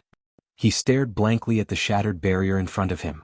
One crack after another was clearly visible. Impossible. That kind of attack couldn't have broken the white form's defense. Vega Thousand Winter stood up, agitated. Her beautiful eyes widened, almost falling out of their sockets. She couldn't hide her shock. Facts speak louder than words. If you agree to a bet, you must accept your loss, little Thousand Winter. Dustless smiled wretchedly. A loss is a loss. Don't deny it. Oh, and don't forget your promise. Must have been you. Dustless remained silent. Vega Thousand Winter's cold gaze swept over him. You must have used some kind of trick, she said with great certainty. Catch the thief with the dirt. If there's evidence, I'm willing to admit my guilt. I'm a man of my word. Dustless blinked, then said righteously, if you find evidence of me cheating, do as you please. Boom boom boom. At the same time, Cecilia fired out a few more missiles, all of which exploded around Sasa Uchiha, and the cracked rain shield was instantly torn apart. My hand. Amidst the gunfire, Summer of the Vegas scream could be heard. It sounded like he was in extreme pain. Still not admitting defeat? Does that kid want to die? Dustless's brows twitched. Through the thick black smoke, he could see Summer of the Weaving Patch's right hand was burning red. He has a reason why he can't lose. Vega Thousand Winter gritted her teeth. Ridiculous. Daring to trick me, that's how it's going to end. Dustless snorted, his face expressionless. He had no sympathy for Summer of the Weaving Patch. The kid usually looked naive and childish, but he was extremely cunning. He had deliberately let him see the white form. At that time, the white form looked ordinary. If they fought, Cecilia would have won. But that wasn't the case. The kid's white form had been secretly upgraded. It was all premeditated. Whoosh whoosh whoosh. Right at this moment, a sudden change occurred. A series of cannonballs rumbled from the distant horizon. An IS that had never been seen before barged into the simulation field. This is interesting. The troublemaker is here? Dustless's face turned cold as he stared at the incoming missiles. The target wasn't Cecilia or Summer of the Weaving Patch, it was himself. Buzz buzz buzz. Dustless's right foot suddenly glowed. He kicked out and a thick beam of light covered his right foot. Lightspeed kick. Chapter 14. It wasn't that Dustless was trying to scare her. The ball that Sylvia had obtained already strongly rejected her because she didn't have the talent to become a dragon nurturer. If she didn't communicate with it, there was no guarantee that something would go wrong. You're that kind? Veronica asked suspiciously. Don't tell me you really want my sister. If I have any ideas about her, none of you can stop me. You can just accept it silently. Dustless replied indifferently. Don't feel embarrassed. Being chosen by me is a gift. You should sing my name day and night. At the same time, Dustless's stomach suddenly burst with a dazzling light. Then, his stomach suddenly swelled and became strangely bigger. What is this? Veronica looked at Dustless in shock. It was like seeing a ghost. How did his stomach suddenly become so big? She looked at Dustless and saw that he was also shocked. Veronica couldn't help but tease. Don't tell me you're pregnant? Ah, a man is actually pregnant. Nothing is funnier than this. Unbridled laughter filled the entire room. Veronica felt that all the resentment she had been suffering recently was vented in an instant. There was nothing more satisfying than this. At the same time, a cold voice rippled. Even though it was just a simple word, the large room instantly became cold. It was as if time and space had changed and the stars had moved. It was as if they had suddenly reached the South Pole. Perhaps this was what the saying, "one thought to heaven, one thought to hell," meant. It's so cold. Veronica was so cold that she was shivering. She looked at Dustless, whose expression changed drastically in an instant. "What do you want?" "Nothing. I just want to teach you a lesson," Dustless said indifferently. Then he added, "Sometimes, even if it's a joke, when it comes to some sensitive issues, you have to stop before going too far. Do you understand?" The simple sentence contained a supreme order. Veronica was so scared that she hurriedly led the way, indicating that she understood. This fiend really couldn't be messed with. One sentence could send people to hell and never come back from it. "You can leave," Dustless said slowly. Veronica hurriedly nodded and left. Dustless in this state was indeed a bit terrifying. His body radiated a power that made people tremble. Perhaps this is his true nature. He can destroy the world with a wave of his hand. Veronica's fingertips pierced into the tender flesh of her palm, and the burning pain finally calming her down. In that split second she had walked back and forth from the gates of hell. If not for his good attitude and timely admitting his mistake, perhaps he would have already been buried by Dustless at this moment. Hum. After Veronica left, a ball of light flew out from Dustless's body and floated up slowly. At the same time, Dustless's slightly bloated stomach returned to its original size. If Veronica said that she was pregnant again, it would be awkward. He was a man with dignity. It hatched so quickly? Looking at the floating object of light, Dustless's sharp senses picked up the scent of life. Dustless's own energy fluctuations were also emitted from it. Perhaps it was because it had swallowed his own energy to grow. Ka-ka-ka, ka-ka-ka, ka-ka-ka. On the surface of the cocoon there was a slight cracking sound. Immediately after, a head of long pink hair pierced out from within. Ka-ka-ka. The cocoon of light was still trembling, but after dozens of seconds there was no movement at all. It was quite strange. "Bastard, what are you looking at? You're just a mere human. Hurry up and save your great master." The life force in the light cocoon couldn't come out no matter how hard it tried. "Master?" Dustless couldn't help but laugh. He said in annoyance and amusement, "I've lived for thousands of years. You're the first one who dared to make me call you master. I came out of your body. If I'm not your master, then who am I?" The arrogant voice sounded again. It ordered arrogantly, "You're just a mere human.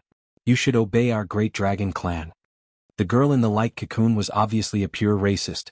The dragon clan was supreme. "If that's the case, then come out yourself, my master," Dustless replied in a strange tone. Then he lazily closed his eyes. You, audacious human. How dare you disobey the orders of your master?" The life force in the light cocoon questioned angrily. Dustless didn't bother to respond. The moment he heard the voice, Dustless knew who it was. His heart was as clear as a mirror. It was almost exactly the same as Nabi's voice. The only difference was that it was slightly younger. Therefore it was obvious who it was. Ike. It was Yaksa Blake's fall. However, he was now in Dustless's hands. Chapter 15. The night passed peacefully. The next morning, when Dustless went to class as usual, there was already a crowd outside the classroom. Out of curiosity he walked over. After a few steps, he heard a thunderous roar. "Kirin, you useless idiot." The ear-piercing roar could be heard from over 100 meters away. Wu Chen's face darkened. He knew it was Dating Chi Lin's uncle from the voice alone. Calling his own niece an idiot in front of so many people, was this something that an elder could do? Useless trash. What's the point of teaming up with a brat like him? Koichiro spat while Kirin kept her head down. When he heard that Kota Kirin had decided to team up with Shasha Miyazaki for the Star Martial Arts Festival, Kota Koichiro was furious. If Shasha Miyazaki was one of the top 12, it would be fine, but Shasha Miyazaki was not on the list. Therefore, in his opinion, this was a stupid move. "You incompetent little brat." Enraged, Koichiro raised his hand and looked at Kota Kirin as if she was his enemy. She closed her eyes in fear. "You've got guts." An extremely cold voice came from the crowd. When it reached Koichiro's ears, he felt as if he was being stared at by the god of death. He immediately shuddered. Looking back, Kata Koichiro immediately saw Wu Chen. He snorted and said, I'm teaching my niece a lesson. What does that have to do with you? Your niece? Dustless sneered. Isn't it more appropriate to call her a prop? Kirin looked at Koichiro after hearing Dustless's words. Koichiro's face twitched. He didn't dare look at Kota Kirin in the eye. His gaze was erratic, giving off the feeling that he was guilty. Kirin, let's go. Kata Koichiro coldly snorted and turned to leave. But, Kirin, are you deaf? Kata Koichiro turned his head and saw the young lady standing there motionlessly. He immediately reprimanded, or do you want me to invite you? Hurry up and disappear before I get angry. Otherwise I might throw you out. Dustless suddenly interrupted. Koichiro shuddered. He was sure that this bastard would do as he said. Don't you like to meddle in other people's business too much? Kata Koichiro's old face was so gloomy that water was about to drip out. Yeah, can you bite me? Dustless smiled and asked. Hearing this, Kota Koichiro was so angry that his face flushed red. The blood in his lungs rolled and he almost spat out a mouthful of blood. Since he couldn't beat them, what could Kata Koichiro do? Helplessly, he could only leave in a huff.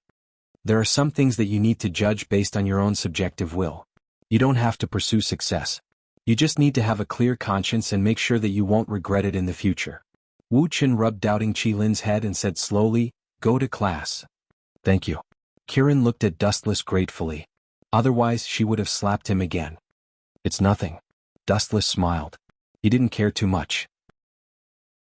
A weak person like him wouldn't dare to take revenge even if he was given 100 guts.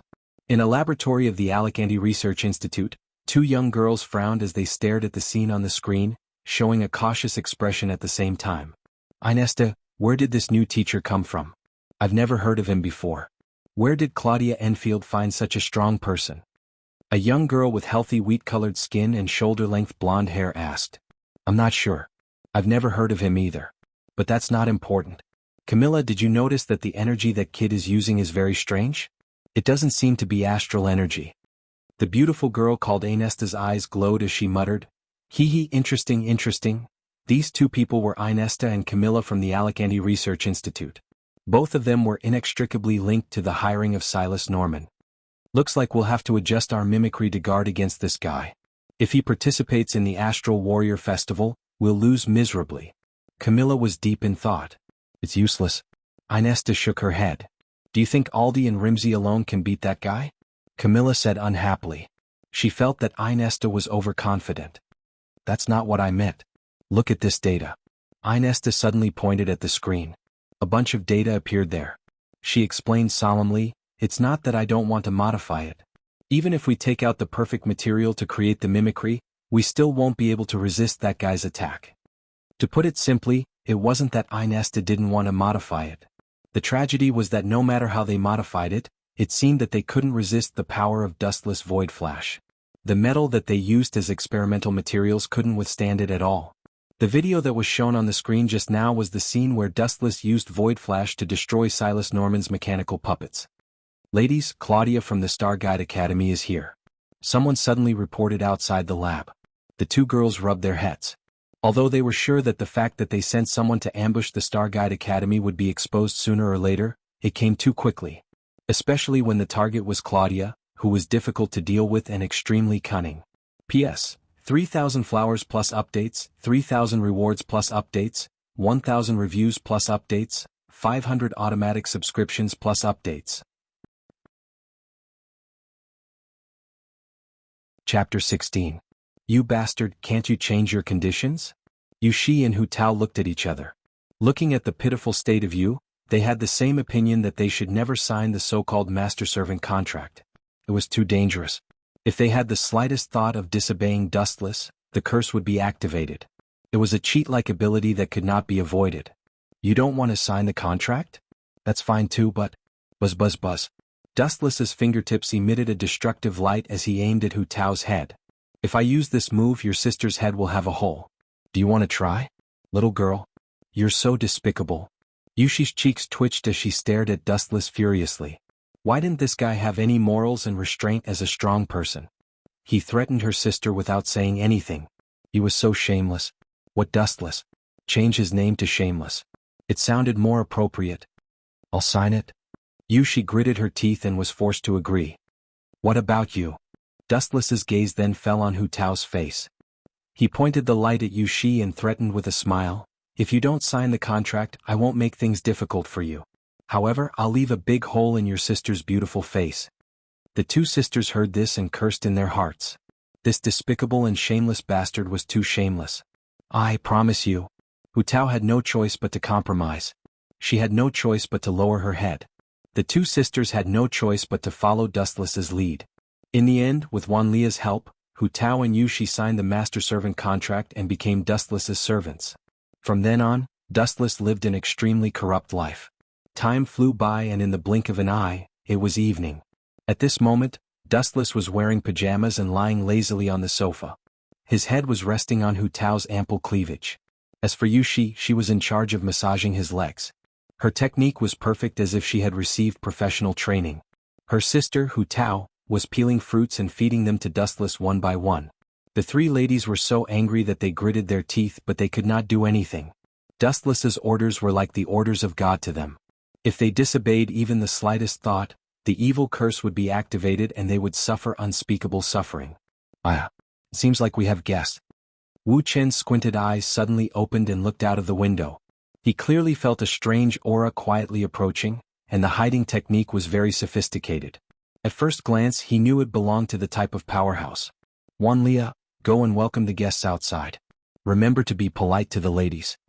Dustless glanced at Wanlia and then leisurely closed his eyes. As for Wanlia, she looked at Dustless suspiciously. Someone was here? She did not notice it at all and then nodded silently. "Who is it? Could it be?" Hu Tao and Yushi looked at each other, their cheeks were filled with joy. Could it be that someone from the brave tribe had come to rescue them? Stop dreaming. No matter who it is, it can't be the hero tribe. Dustless bluntly attacked the two sisters and said coldly, "That person should be a woman and she is extremely powerful. I don't think she is any weaker than Dong Ching Sun. Does your brave tribe have someone like that?" Hearing this, Hu Tao and Yushi were greatly disappointed. Their beautiful eyes were replaced by despair. "That's not right. How did you know it was a woman?" Zhao looked at Dustless in confusion. This guy had been training them the whole afternoon and did not go out. How did he know that the person who ambushed them was a woman? "Humph, a group of little kids, you won't understand even if I tell you. It has something to do with personal experience."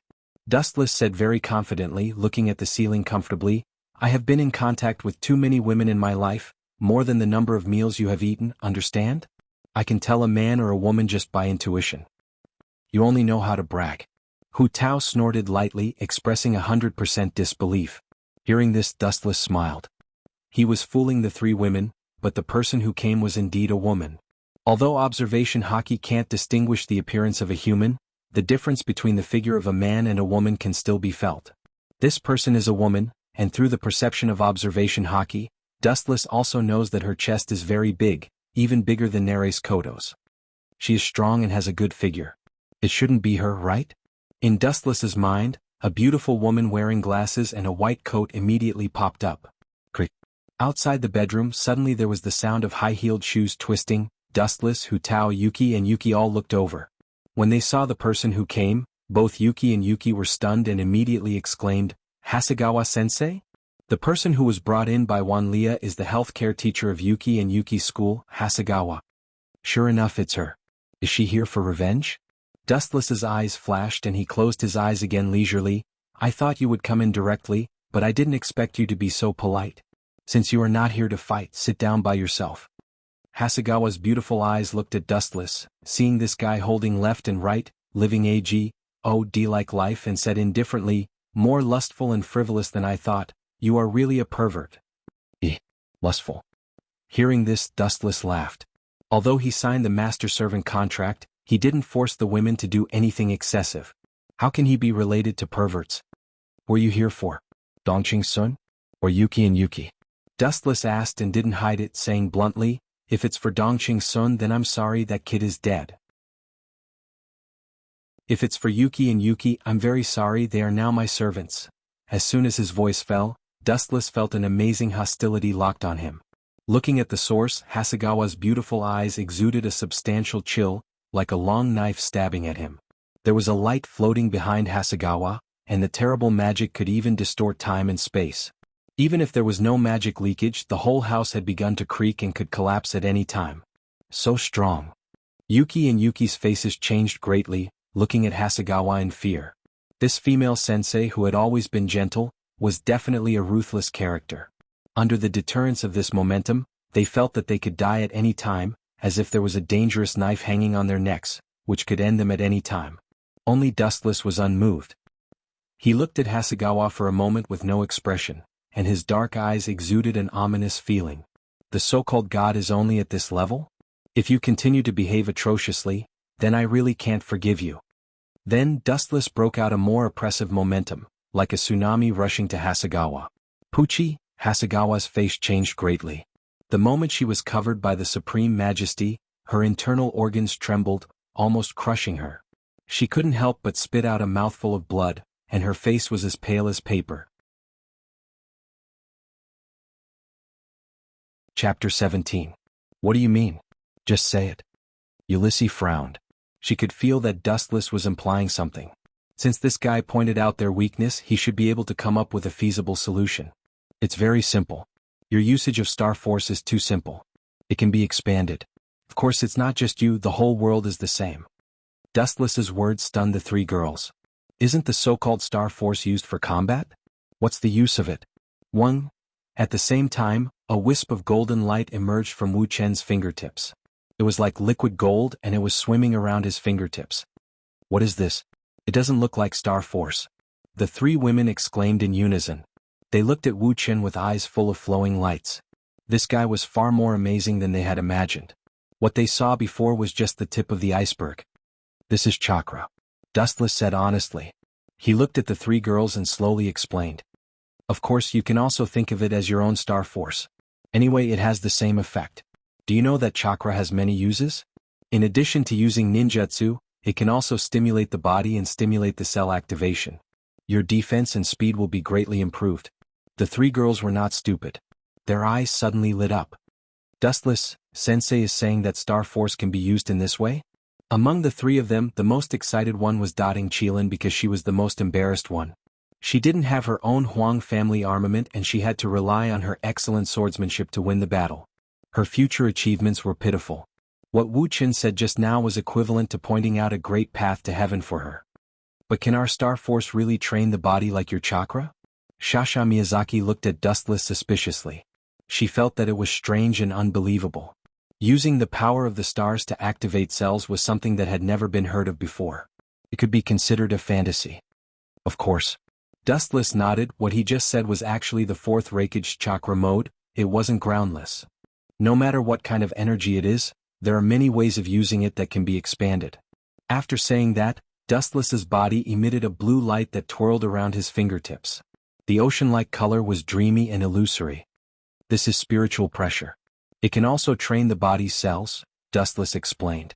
These words made the three women happy. They looked at each other and the joy in their eyes was clearly visible. They looked at the person in front of them and felt that he was as unfathomable as the sea. They had to admit that Dustless had opened a brand new door for them. Alright, you guys can go back and figure it out yourselves. That's all I can say. Dustless waved his hand and ordered them to leave. He didn't have anything like star power, so he could only enlighten the three of them. Qilin, stay. Dustless added. Yulis and Shasha Gong Sha Yi had a strange look on their faces. They exchanged glances with each other. Could it be that the two of them had an affair? I want to stay too, Yulis said stubbornly. Dustless rolled his eyes and asked snappily, You're staying? What's the matter? Can't I?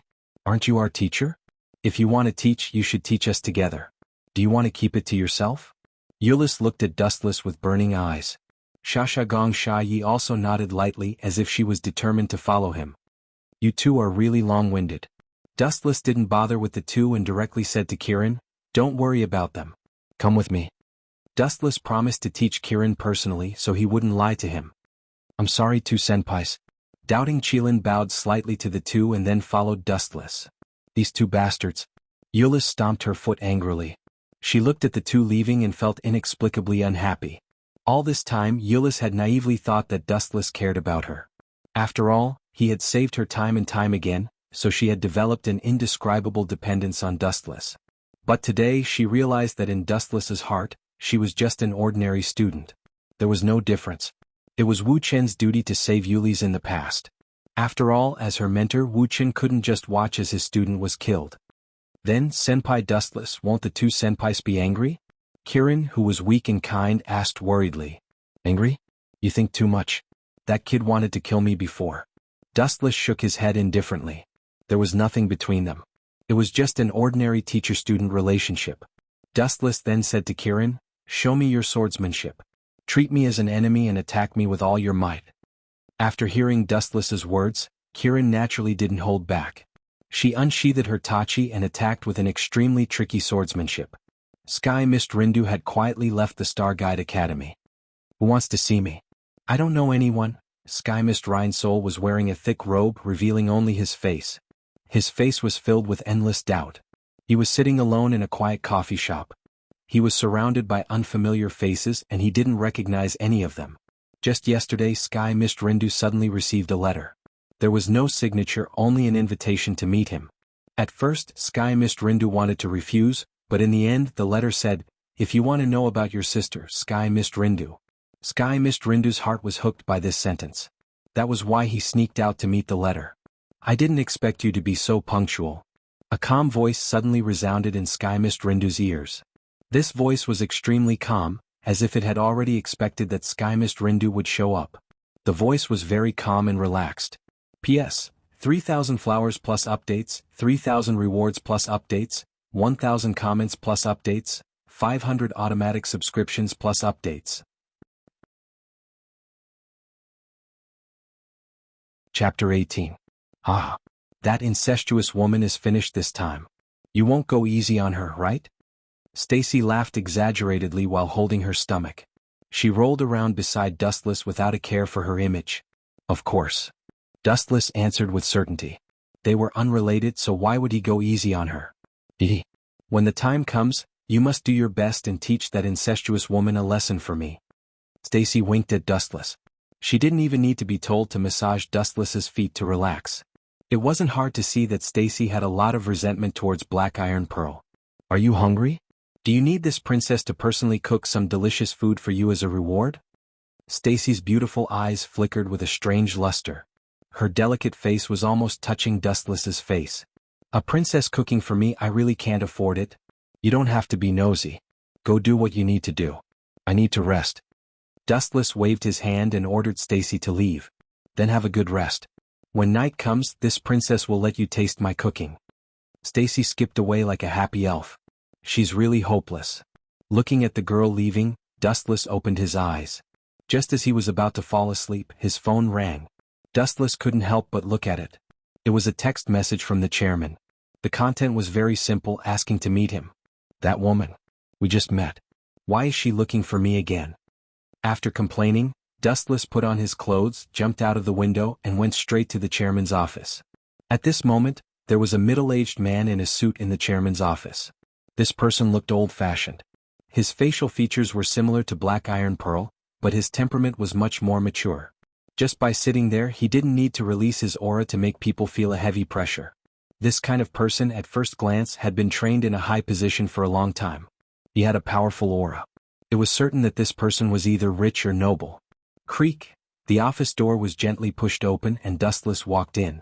He couldn't help but frown. Didn't that woman ask me to meet her? But he himself disappeared.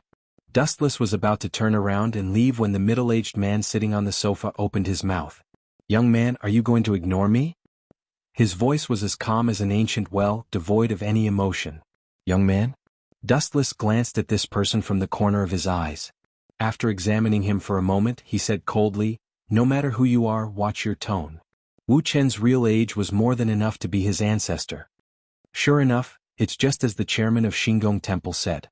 You're unruly. Although you look frivolous on the surface, you're actually more arrogant than anyone else. The man in the suit on the sofa did not get angry. He introduced himself politely, my name is Eben Yen. I'm Eben Yan's father. I heard that you had some conflict with Eben Yen. Sorry. Hearing this, Dustless's expression eased a little. He asked directly, did you ask the chairman to call me here? We don't seem to know each other and to some extent we're quasi-enemies. After all, Dustless didn't have a good relationship with Eben Yen and Ebony Hue. You're exaggerating. There's no such thing as an enemy. Eben Yen smiled and said rather gently, I heard that your opponent tomorrow is Eben Yen. That's right. Dustless nodded and then added, if you want me to lose to her, then forget it. He Tian's expression froze. He took a deep breath and said, to tell you the truth, I've always thought highly of Zhu Xian. If you eliminate her in the first round, wouldn't that mean that you can't accept it? Our Eben family is a famous family in Japan. If people know about it, we'll lose face. If you want to blame someone, you can only blame her bad luck. Dustless said coldly. He had already understood Eben Yan's intention. He probably wanted him to go easy on Eben Yan. It was a beautiful idea, but it was absolutely impossible. Because once Dustless went easy on Eben Yan, it meant that he would lose. Although Dustless didn't care about the final result, he wanted to crush Eben Yihui's dignity in front of everyone. How could he lose to Eben Yan? Absolutely not. I heard that you seem to have a grudge against Yihui. Eben Yan looked at Dustless with burning eyes and suggested, I have a suggestion. Why don't you listen to it? I can use my power to make Yihui lose face and even be kicked out of this school. The premise is that you have to lose to Eben Yan and let her participate in the 7-Star Sword Dance Festival as the representative of Shattering Military Academy. Eben Yan's eyes were shining with a strange light, like the bright moon. It seemed that he was sure that Dustless would agree. Are you serious? Dustless stared straight at Eben Yan.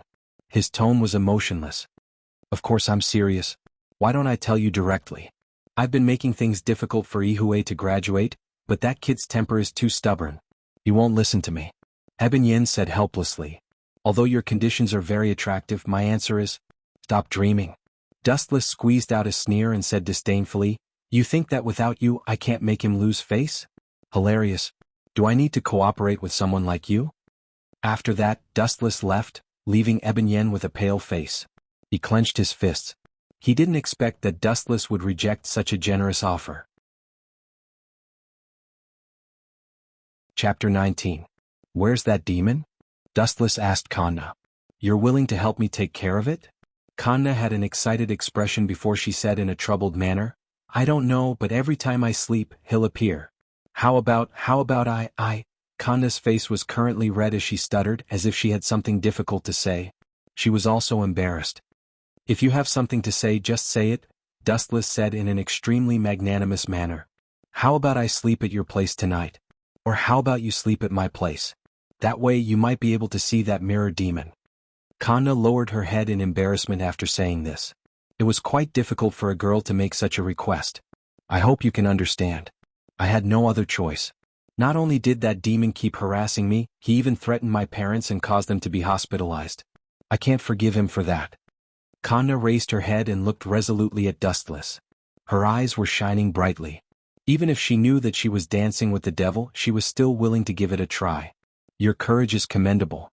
You clearly know that we're all demons, yet you still dared to make such a request. Aren't you afraid that you're inviting a wolf into your home? No, you're currently in a wolf's den. We're all demons. Dustless revealed his 10 black tails right after he finished speaking. His tails were swaying eerily like pythons, causing Kanna to uncontrollably shiver. I know, but I have no other choice. Kanna chuckled wryly as she explained, the reason why I believe in you is because Nuliang-sen saved me once when I was young. Ever since then, I felt that there really are demons in this world, but there are also good and bad demons. Just like humans, if there are bad demons, there will also be good demons. There are also good demons and bad demons. In other words, you're treating us as good demons? Since that's what you think, I'll be a good demon as well. Why don't you sleep at my place tonight? If that mirror demon really does appear, I'll destroy him. Dustless's eyes flashed coldly. Thank you for your generosity. Hearing this, Parent Kanna repeatedly bowed to Dustless in thanks. She didn't need anyone else to be polite. She walked over to the bedroom next to the cherry blossom tree. After entering the room, the young girl looked around like a curious baby. She even calmly picked up some pastries in the room and began to eat them. These were all made by the Snow Maidens and they were extremely delicious. Are all humans so bold these days? It's fine if she's not afraid when she's in a monster's house, but she's even eating that thing casually. Isn't she afraid that it's a pastry made from human brains? Dustless commented in confusion. He carefully observed Kanna's expression, which was natural and casual. She didn't seem afraid at all. Didn't she just say that she's treating us like good demons? This human girl is truly a strange one. The hairy prostitute blinked her beautiful eyes as she looked at Kanna's parents with interest. I hope it won't be too boring tonight. Dustless once again laid down on prostitute Mao's jade-like legs. It was still early, so he decided to take a nap. It's been so long. Why hasn't she come out yet? A petite girl had an anxious expression as she paced back and forth in front of Nuliang Group's main entrance. She was none other than Euro Hanacoin. After learning of Lu Xiong Nuliang's identity, she had been secretly observing Nuliang Group. In the process of doing so, she coincidentally saw Kanna enter Nuliang Group. She directly entered Nuliang Group, and Euro Hanacoin didn't even have a chance to stop her. That was because Nuliang Group was nearby. If Euro Hanacoin stood up at this time, the demons in Nuliang Group would know that someone was watching them, and she would be implicated. That was why Euro Hanacoin could only watch as Kanna entered Nuliang Group. I'll sneak in when it's dark. Euro Hanacoin secretly decided that Nuliang Group was heavily guarded right now. Sneaking in would be suicide. The wait was incredibly long. Euro Hanacoin snuck into Nuliang Group before it was even dark. She went door to door to search for Kanna's whereabouts. Could she have been eaten by one of those crazy demons? After searching for more than 1.5 hours, Euro Hanacoin was gradually getting impatient. She had searched most of the rooms, but there was no one there. There's only one room left. Euro Hanacoin was rather absent-minded as she looked at the closed sliding door next to the cherry blossom tree. She was quite familiar with that place. Last time she met Dustless here. However, Euro Hanacoin found it difficult to accept that this gentle man who sometimes seemed like a scholar was actually a demon. It was highly likely that he was a high-level member of Nuliang Group. Let's go take a look. Euro Hanacoin quietly approached with light steps. She was as light as a dragonfly skimming the surface of the water, making it difficult for anyone to notice her. Asterisk knock knock knock. Asterisk Euro Hanacoin lightly knocked on the sliding door a few times. After more than 10 seconds of silence, she smiled faintly and thought to herself, very good, there's no one here. Asterisk whoosh. Asterisk Euro Hanacoin didn't even think about it as she directly opened the sliding door. However, the scene that greeted her stunned her. What exactly are you guys doing? Euro Hanacoin looked around and saw that Dustless was leaning over the table and drinking tea. Kanna was sleeping right next to him. Her sleeping face was incredibly sweet and cute. What shocked Euro the most was that Kanna was even snoring, and there was even saliva dripping out of her mouth. Euro Hanacoin's worldview was instantly destroyed. Is this still the dignified and beautiful Kanna from before? There's a powerful demon right next to you. You're sleeping so soundly that you don't even know if you're going to be eaten. Euro, don't make such an exaggerated expression. The night is still young. Come sit down and drink some tea with me. Dustless pointed at the seat across from him and smiled faintly. His expression was calm, as if he was looking at one of his own. Chapter 20. The raging fire in the center of the arena was unstoppable. It filled the entire arena, including Black Iron Centipede. Damn it, damn it, damn it, Black Iron Centipede kept cursing. She tried to use ice magic to force the fire away, but the temperature was too high. The water that leaked out of her body evaporated immediately. You lost. Wu Chen's emotionless voice resounded through the audience. He said faintly, your nickname is Deep Sea Witch. Most of the moves you use are water. You have no chance of winning in front of this flame. Dustless's tone was as cold as a death sentence. Black Iron Centipede's pretty face turned pale. Water could suppress fire, but fire could also suppress water. Dustless's fire skills were obviously better, and Black Iron Centipede was suppressed. I admit defeat. Black Iron Centipede gritted her teeth and admitted defeat reluctantly. She had no choice but to admit defeat. The fire around her was like a cage. Black Iron Centipede couldn't move an inch, and her water moves would be evaporated immediately. So boring. After the referee announced the winner, Dustless left alone. The next match was between Eben and Kirihara Shizuki, but it seemed that he would have to wait until the afternoon. Dustless wasn't interested in watching. It would probably be like the original work. Eben would be beaten up and then Kirihara Shizuki would be killed. There was no one in the hallway of the dorm. Dustless put his hands behind his head and hummed along the way. Tap, tap, tap, tap. A figure tailed behind Dustless like a thief hiding here and there. He had been following him closely. Strange, where is he? After turning a corner, the girl couldn't help but look around. To her surprise, Dustless had disappeared from the face of the earth. Are you following me? The space beside the girl twisted, and Dustless mysteriously appeared. Are you a human or a ghost? The girl was so scared that she kept backing away. Dustless's strange appearance really gave her a shock. If you're a ghost, then you're dead. Dustless replied indifferently. He stared at the girl's fair face and asked, You're Ice, right? You know me? The girl's eyes widened slightly. No, I don't. Dustless simply responded and then said bluntly, But there are only two kinds of people who follow me. They either want to kill me or they have something to ask of me. You should belong to the second kind, right? Ice's lips twitched when she heard this. Flames of anger flickered in her eyes. She gritted her teeth and suddenly knelt down. I hope you can help me. I'm willing to give up everything for this. Why don't you get up first? A girl suddenly kneeling down, people might think I'm a bully. Dustless patted Ice's shoulder and she slowly stood up. In fact, even if Ice didn't say anything, Dustless knew her motive. He asked, You want me to increase your strength, right? To be honest, I do have a way to increase your strength, but it won't do you any good. You're a genius in the way of the sword. As long as you practice diligently, you'll surpass your enemies sooner or later. But I can't wait anymore. Ice's face was full of despair. I want to stand out in this competition, but I can't do it with my strength. But I have no obligation to help you. Dustless shook his head and refused. He wasn't a bodhisattva. Ice was speechless. There was no such thing as a free lunch in the sky. She didn't have any power or influence, so there was nothing she could do with Dustless. I'll be yours from now on. As if she was really forced to a dead end, Ice's face was red as she threw caution to the wind. She nervously said, I'll promise you anything, including those perverted things. Perverted things? Do I look like the kind of person who can't satisfy his desires? Dustless touched his cheeks. His skin was white and lustrous and he looked like a god. He didn't look like a perverted uncle at all. He immediately rolled his eyes and lightly scratched the girl's nose. Dustless knew about Ice's situation. In order to protect her father's foundation, she was really going all out. She didn't even hesitate to dance with the devil. It's not as hard as you think. I'll give you a discount. You just have to do one thing for me.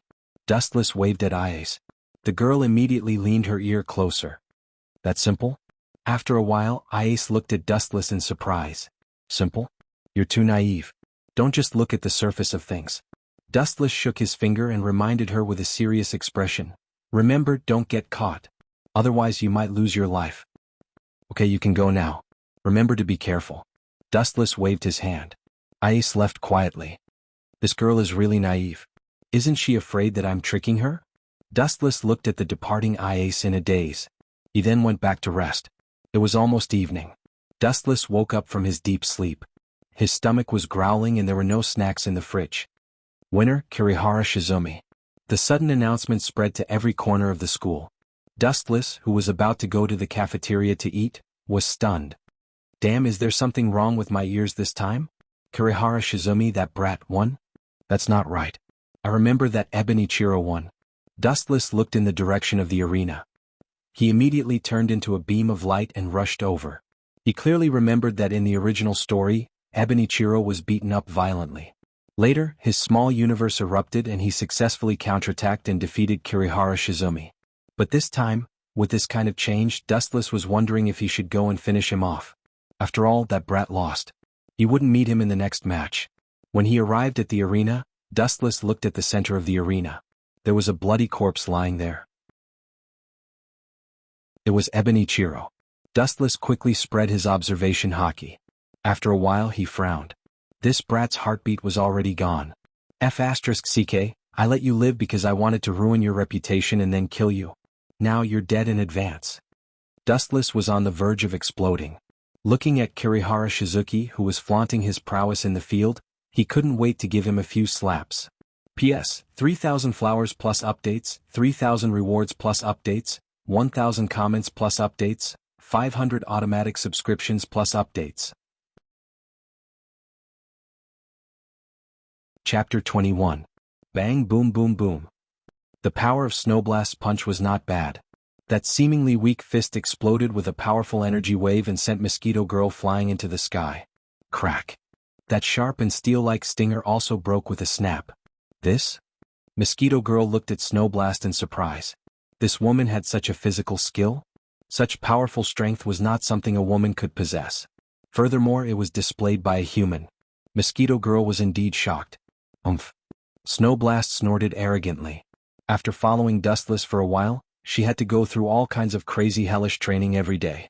Although there was still a long way to go before she could break through the limiter, her physical fitness had improved tremendously. It was a world of difference from before. Have fun with her, Snowblast.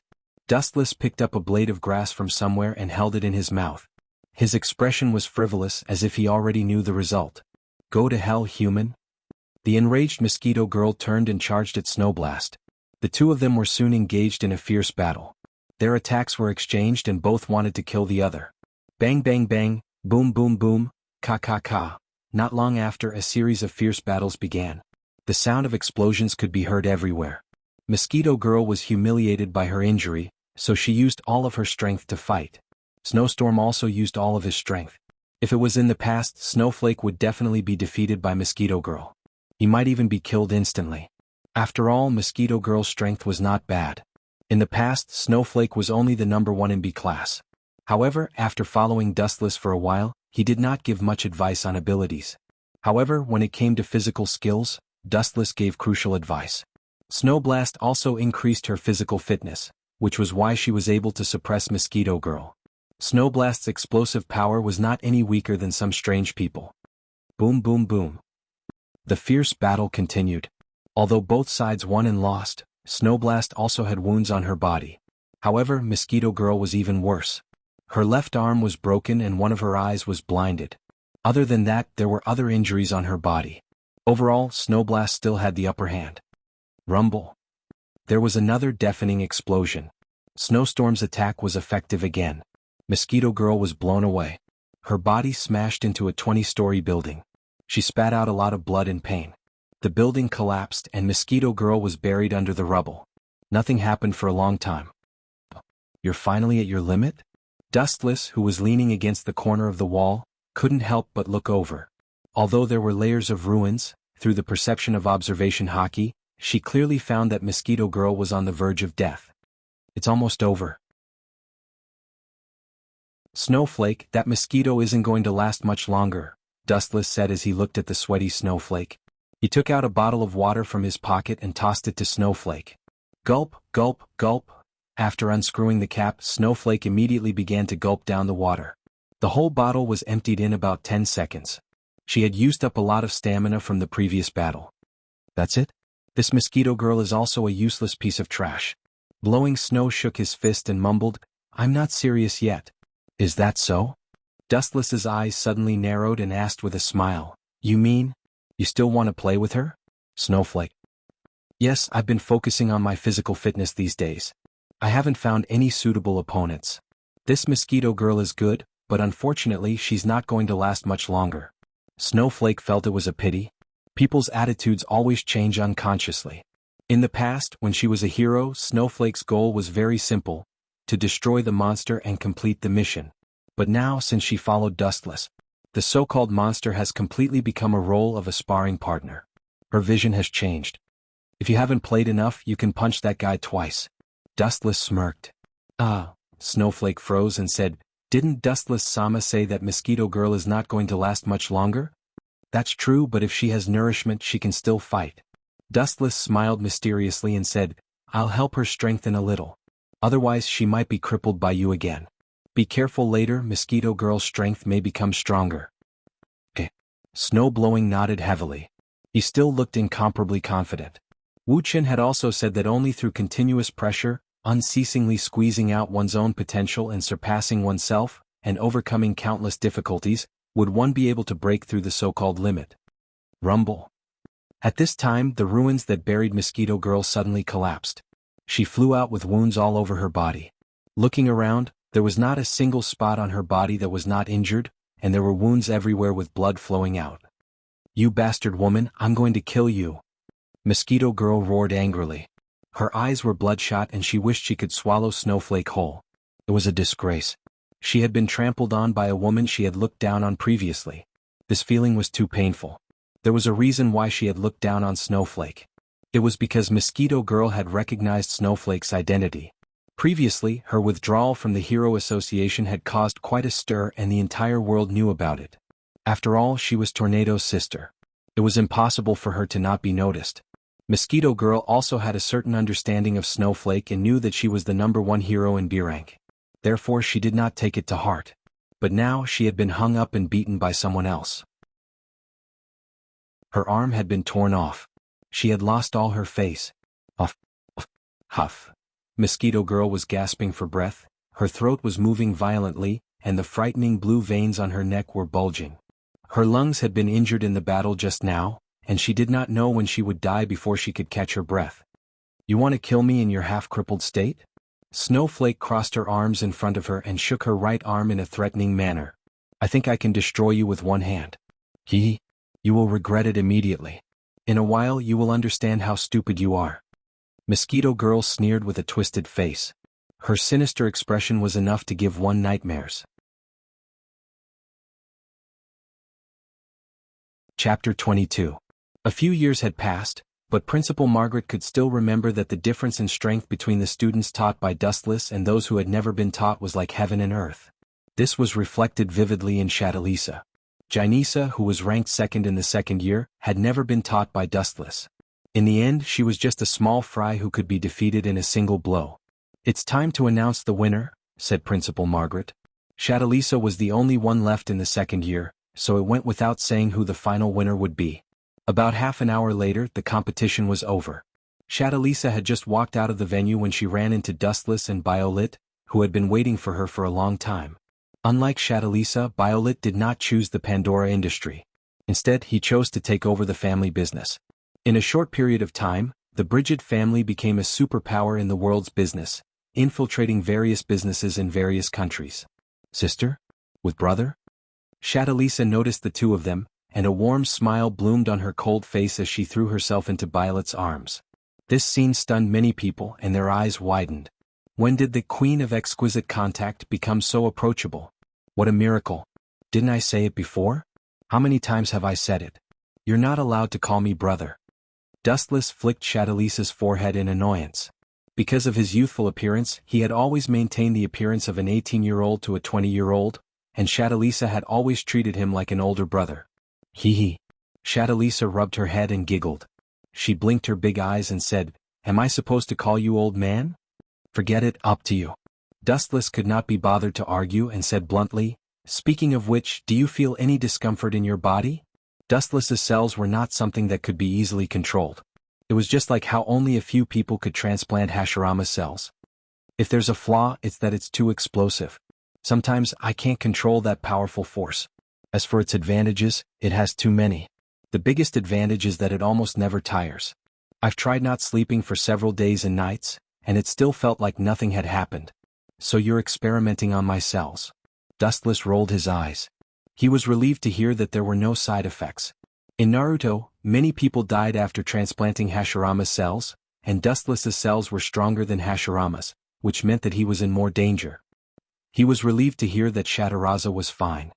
This is a rare opportunity. Let's have a meal together. It's not easy to get into this school. I only managed to sneak in by pretending to be Dustless Kuin's wife. Violet complained with some dissatisfaction. Dean Margaret was unexpectedly strict. Wife? Shadaraza was stunned when she heard that. She stared at Violet for a few seconds before saying nonchalantly, That's not a good idea at all. It's best not to use it next time. It's too embarrassing to be exposed. After all, you are the head of Brigid's family. Is that really the case? With a smirk on his face, Violet narrowed his eyes. I seem to smell something sour. Whose vinegar jar has been knocked over? Hearing Violet's words, Shadaraza was extremely embarrassed. She glared fiercely at Violet and clenched her fists, clearly implying that she would beat him up if he dared to speak any more nonsense. You dare to threaten your sister? Violet's interest was piqued as he said with a smile, Do you believe that I will, Sister Yi? Before Violet could finish, the sudden voice interrupted her with great surprise. That name sounds familiar. Could it be that kid? Dustless was also stunned. His gaze swept over the source of the commotion. When he saw the person with delicate features, he felt relieved. It's indeed Kanzuya Aoki. Is this the guy that Grandpa wanted me to conquer? Is it because of the implantation of my sister's divine mark? Kanzuya Aoki was stunned for a moment when he saw Shadalisa. Then he began to think of a way to win her over. That's right. Kazuya Aoki's mind flashed as he thought of a good way to get close to Shataraza. He leaped over. Sister, I've missed you for a long time. This sudden scene made everyone stop in their tracks. Kazuya Aoki was about to hug Shataraza. Plop. Kazuya Aoki hugged a body and was instantly overjoyed. Grandpa, I succeeded. However, he soon realized that something was wrong. Kazuya Aoki muttered to himself in confusion. Why is this body so hard and so cold? Shataraza's body is clearly very voluptuous. I'm a man. My body is definitely not as soft as a woman's. I'm sorry to disappoint you. Also, can you send me away now? The sudden voice made Kazuya Aoki shiver. He looked up and saw Dustless's cold face.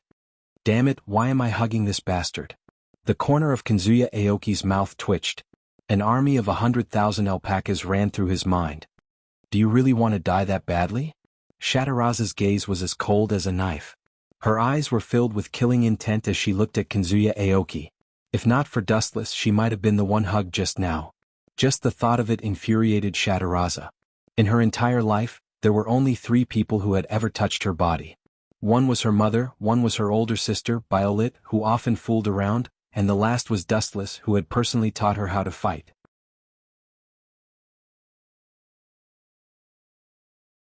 Chapter 23.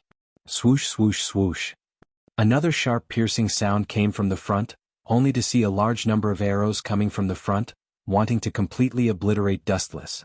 But, Pucci, his body was pierced through again, but the result was exactly the same as before. It was quickly repaired and he was still unscathed. And the process of repair only took a few seconds. He can still release such a strange ability even after being poisoned? Red Assassin was surprised at Dustless's vitality. How could he not be affected at all after being poisoned? Then she coldly snorted, "Then let me see how tenacious your little life is." Boom boom boom. At this point it seemed that only the poison fog could defeat Dustless, so Red Assassin released all the poison fog without holding back. In an instant, the poison content in the lungs suddenly increased by several times, and even the sky turned purple. The most frightening thing was that the surrounding green grass and trees withered, and even the fertile land was drained of vitality, turning into an endless desert, as if it was in a purple death god's space. And Dustless was still standing there safe and sound. What's the use of this thing? Dustless quickly formed a seal with his hands and then shouted, "Wind escape, great breakthrough." Rumble. A strong hurricane whistled out from Dustless's mouth, and the purple poison fog that covered the sky was suddenly blown away. "Tsk, this despicable guy." Red Assassin cursed, and her voice was slightly angry. If she had to find a natural enemy for the poison fog, it would be the wind. When the wind blew, the poison fog was dispersed. If I don't show some real ability, it's impossible to kill this guy. Red Assassin's beautiful eyes glanced at Red Archer, and still had that arrogant attitude. "We'll have to fight with our lives on the line. You temporarily delay this guy, I need to prepare." Swoosh swoosh swoosh. After saying that, without waiting for Red Archer's decision, Red Assassin disappeared. This arrogant woman really thinks of herself as a queen. Archer's expression was unhappy, and his tone was also very unhappy.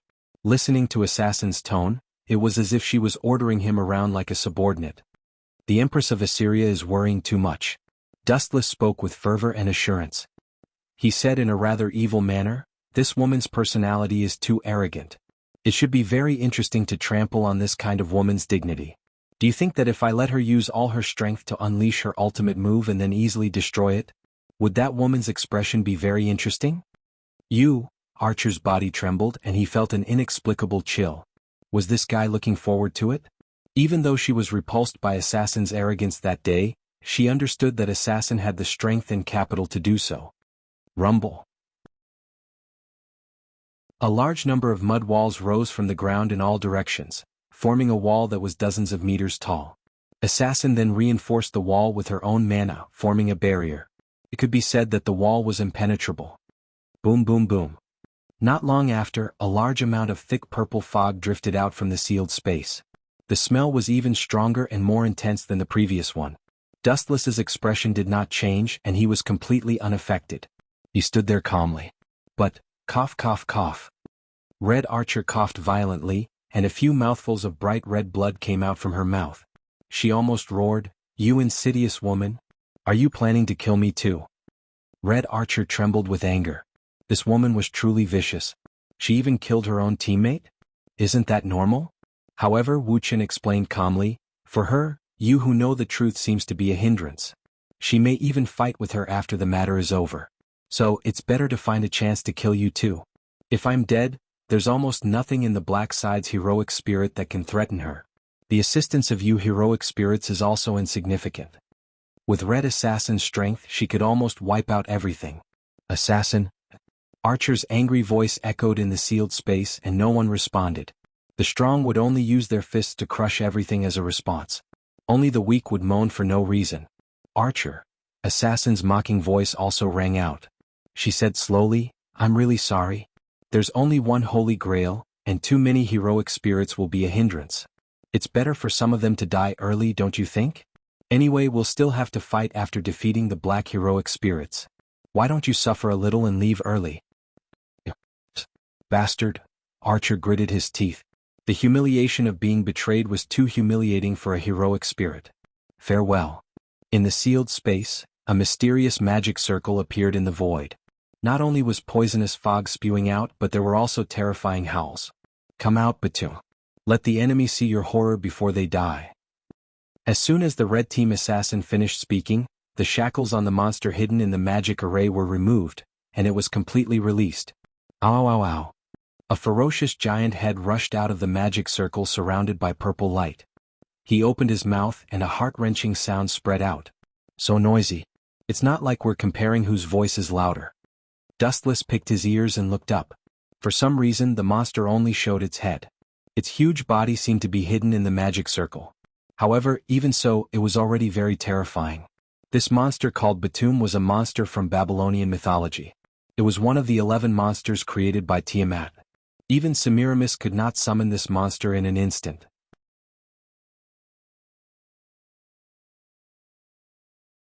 Chapter 24. This, how is this possible? Everyone's eyes widened to the extreme. Their eyes were as big as copper and they were all in a daze. This guy can ignore my pure ice domain? Kanzuya Aoki was dumbfounded. Dustless walked over calmly as though he was taking an afternoon stroll. As expected, Sensei is always so unfathomable. Shifeng was not surprised.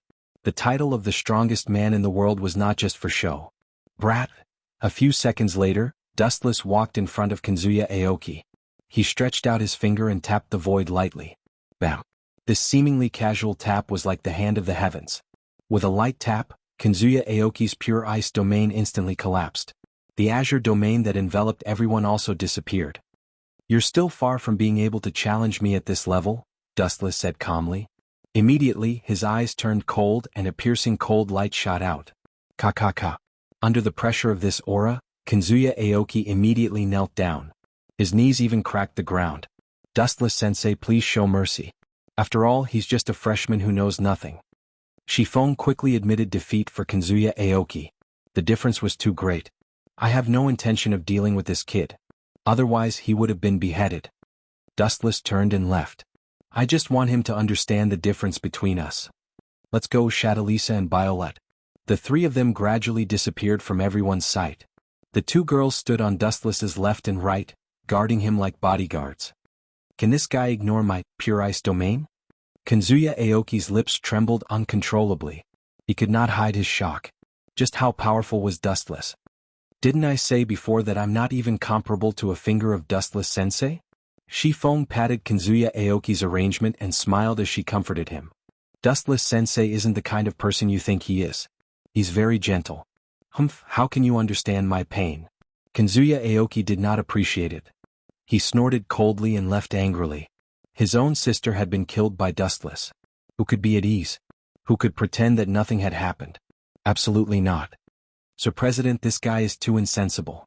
He completely doesn't understand how great teacher Dustless is. Dustless, Sensei killed that brat's sister because Aoki and Yi had already been Nova at that time, and their consciousness couldn't return. That's why Dustless Sensei killed them. Shifeng complained to Bantisi Finello. In Seagate School, Wuchen had a large group of female fans. That guy. I hope he can recognize himself. Shifeng also shook her head and sighed. Perhaps she was worrying too much because it wouldn't take long for Kazuya Aoki to realize how scary it was to offend Dustless in this school. That despicable guy. The culprit who killed my sister seems to be quite popular. We have to be careful. Kazuya Aoki was extremely depressed. Because he had offended Dustless, he realized that many people were looking at him strangely. Some of them were even filled with hostility. "Hey brat!" At this moment a rather pleasant voice was heard. Kazuya Aoki could not help but be stunned. He raised his head and saw a rather pretty girl blocking his way. "I'm Shinzuki-ya, a third-year student. Looking at your troubled and distressed look, it seems like you need help." The girl who suddenly appeared introduced. There was a playful glint deep in her eyes. "I'm a new student. Senior Shinzuki, may I know where the cafeteria is?" Kazuya Aoki scratched his head and asked embarrassedly. "The cafeteria? Let's go together. It's lunchtime and I'm hungry." Shinzuki-ya did not care if Kazuya Aoki agreed or not. She directly led him away. "Thank you." Kazuya Aoki immediately expressed his gratitude. It turned out that there were still people in this school who hated Dustless. "I heard that you're the younger brother of the hero, Kazuya Aoki?" Shinzuki-ya suddenly asked along the way. "Yes, that's my sister. The bastard who killed her is Dustless." Kazuya Aoki clenched his fists and roared angrily. "I see." Shinzuki-ya nodded when she heard that. The surprise in her eyes disappeared. She lowered her voice and asked, "In other words, you're Dustless's enemy?" "Of course. Is there a need to ask? My sister was killed by him." Kazuya Aoki said gloomily. "We've arrived at the cafeteria. You can go in." Shinzuki-ya pointed at the closed door in the distance. Her eyes were flickering with a cold light. "Thank you." Kazuya Aoki bowed and thanked her. Just as he was about to open the door, he suddenly frowned. There was a notice beside him. It said that there was a daily sparring session. Sparring? Sparring? Is this a place for eating? Kazuya Aoki was filled with questions, but he still opened the door. There was no scene of students gathering in front of him. There was only a spacious area. What is this place? Kazuya Aoki was confused. Shinzuki-ya's ghost-like voice suddenly came from behind him. Don't you understand? Of course it's a place for duels. Get in. Bang. Shinzuki-ya kicked Kazuya Aoki in. The open door closed instantly. At that moment Shinzuki-ya laughed maniacally. As for Kazuya Aoki, he was completely dumbfounded. What was going on? Ah. Are you Dustless's enemy? That's great. As long as I beat you half to death, Dustless might look at me in a different light. He will definitely teach me a few moves. Look at that despicable woman, Shadalisa. Because of Dustless, her strength is unreliable. Once I obtain that lord's recognition, I will be able to rise to the heavens. Ah. I've been tricked. Kazuya Aoki's heart sank when he heard that. He closed his eyes in despair.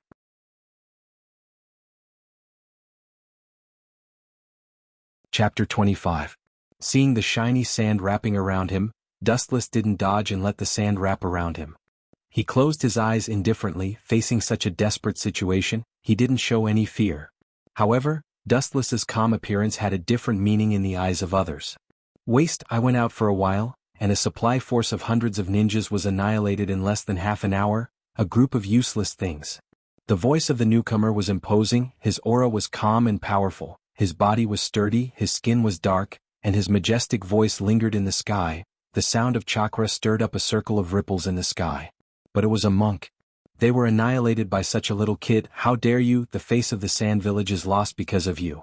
Looking at Dustless, who was instantly subdued by his ninjutsu, the thin monk's mouth raised a touch of disdain. He immediately looked around at the broken limbs. His cold eyes didn't show the slightest mercy. Instead, he mercilessly scolded. Clang, clang, clang. A roar similar to the collision of steel sounded. The burly man subconsciously looked up and saw that it was the sound that came from Dustless. Not bad, you didn't die. I didn't expect a waste like you to have some skills. The hunchbacked monk had a faint smile on his face. He crossed his arms in front of him and looked at Wu Qin, who was wrapped in golden sand, with great interest. His face was full of expectation and curiosity. It was not hard to see that he really hoped that Wu Qin could break free. It seemed that he was looking forward to Dustless's performance. It was like a cat playing with a mouse. Boom. The golden sand that surrounded Dustless burst open in an instant and scattered in all directions. Dustless was intact and exposed to the air. He looked straight forward and saw the mysterious person looking at him with a playful face. His brows suddenly frowned. his face became gloomy, and his eyes were filled with murderous intent. He pointed his thumb forward and pointed at the monk. Laser. The laser was ejected in a straight line, and in the blink of an eye, it was in front of him.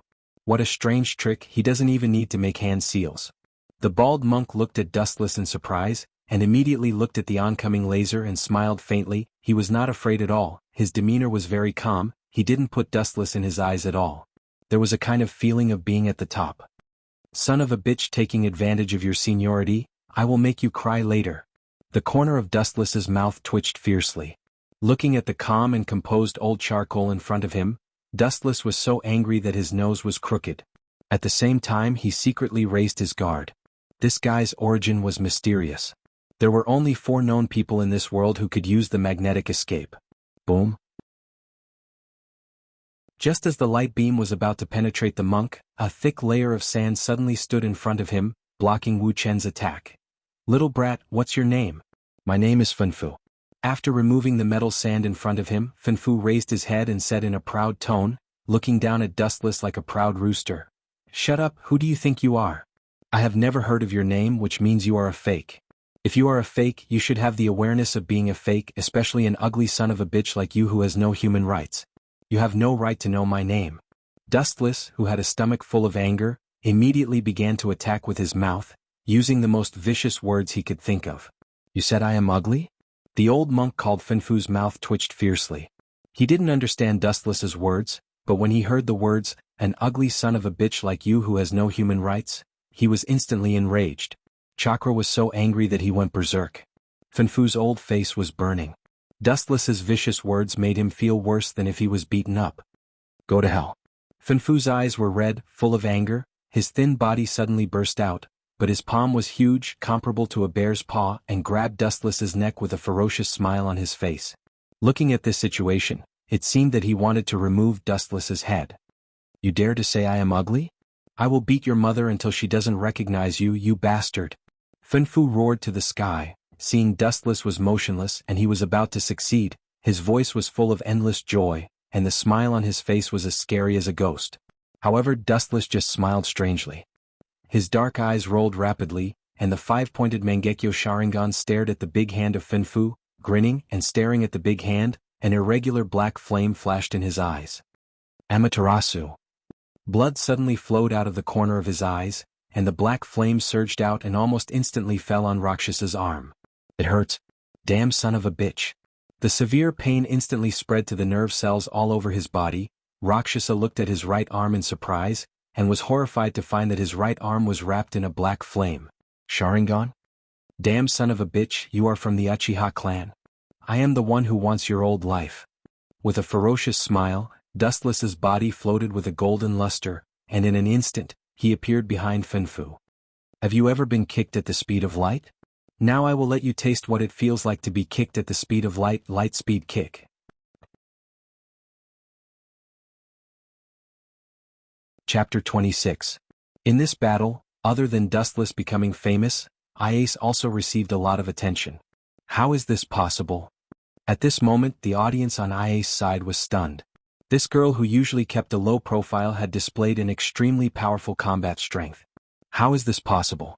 Why is it impossible? Iace said faintly. She only used one hand to lightly grab her opponent's inherent spiritual equipment with pure strength. This girl? The director was also very cautious. Although it was possible for her to become stronger, how old was Iace? Moreover, this girl's performance was not outstanding before. You did it? The director looked at Dustless who was beside her. Why do you suspect that I did it? Wu Chen asked indifferently. Because someone saw you sneaking into Iace's place at night and reported it to me. The director said truthfully. It was that little girl Stacy who secretly followed me, right? Dustless didn't know whether to laugh or cry. He said with certainty, she must have said that I was peeping on a beauty. You know her well. The director nodded slightly. It could be considered that she agreed with Dustless's words. Stacy did report it, but the director didn't care. Iace didn't complain about Dustless, so what right did she have to say it? Maybe it was because both of them liked each other. That's right, it was indeed my masterpiece. How is it? Very strong, right? Dustless said with a hint of pride. How did you do it? The director looked at Dustless in astonishment. Her beautiful eyes were filled with horror. Since ancient times, no matter what one did, one had to do it step by step. It was the same for the Slayer. If one wanted to become stronger, they had to constantly train and increase their own strength. However, Iace's appearance broke everyone's understanding. This girl's combat strength can now easily defeat the number 1 Dongtang Daohua. Dustless said calmly as if he was describing a trivial matter. No way? She improved so much? The director's mouth was wide open. Her beautiful eyes were shining brightly. What kind of changes did Iace go through to evolve to such a shocking level? Don't get carried away. In the center of the arena, Iace's opponent seemed to be enraged. His inherent spiritual equipment swept towards the former at an extremely tricky angle. Pucci, a deep scar appeared on Iace's snow-white wrist and her bones could be seen. It doesn't seem to be of much use. Seeing this, the chairman's inner throbbing quickly calmed down. So what if he gained great power? His skills and experience did not increase. Just watch carefully. Don't underestimate people with my bloodline. Dustless crossed his arms in front of his chest. He was confident in Iace. Your bloodline? The chairman looked at Dustless in confusion. He couldn't figure out what this meant. Dustless wasn't Iace's relative. How could this have anything to do with blood? Look, the wound has healed. Cries of surprise resounded throughout the room. The chairman subconsciously looked at Iace, and her beautiful eyes immediately narrowed. Her wrist, which had been cut, had already recovered. There wasn't even a scar left behind. Did you give this to her too? The chairman immediately looked back at Dustless. Her gaze had already changed. It was both greedy and passionate. You seem to be very tempted. Looking at the chairman's fascinated face, Dustless calmly said, of course this kind of wound can be healed. Vampires have almost unlimited lifespan. This kind of superficial wound can be automatically healed. Vampires? The chairman was shocked and exclaimed, you turned Iace into a monster like a vampire? Monster? I really don't know where your prejudice comes from. If you want to gain great power, you have to go through some necessary changes. Although you're completely separated from humans, it's not without benefits. First of all, you gain unlimited lifespan. Dustless didn't hide anything and said bluntly, ordinary wounds will automatically heal, unless it's an extremely fatal wound that requires blood to heal. From a human to a vampire. I feel like this is a scene from a movie. The chairman's eyes were filled with doubt, but also with excitement. Kiki? Dustless suddenly laughed sinisterly, revealing 2 terrifying fangs. He licked the chairman's neck with his tongue and said, do you want me to give it a try? Hearing this, the chairman immediately shuddered, and then quickly distanced herself from Dustless. Drink my blood or let me bite you and you can become a vampire. Dustless said casually. No wonder you're so strong. You're not just a human. The chairman looked at Dustless cautiously and then felt relieved. She asked with some anticipation, if I'm bitten by you, can I also become like Iace? It seems that no one is immune to great power. Dustless smiled slightly and nodded in agreement. Not to mention, Iace had almost unlimited lifespan and a body that could heal at will. No, you'll be more outstanding than her. Dustless paused and explained, Iace's own strength is too weak. You're far stronger than her. After becoming a vampire, your strength will increase far beyond her. Who asked you to have a higher starting line than her? What about the side effects? The chairman looked at Dustless and asked. She wasn't stupid, there was no such thing as a free lunch. You'll be my servant forever and you won't be able to resist me. Dustless couldn't help but look at the chairman. Although this girl was a little tempted, she could suppress her emotions very well.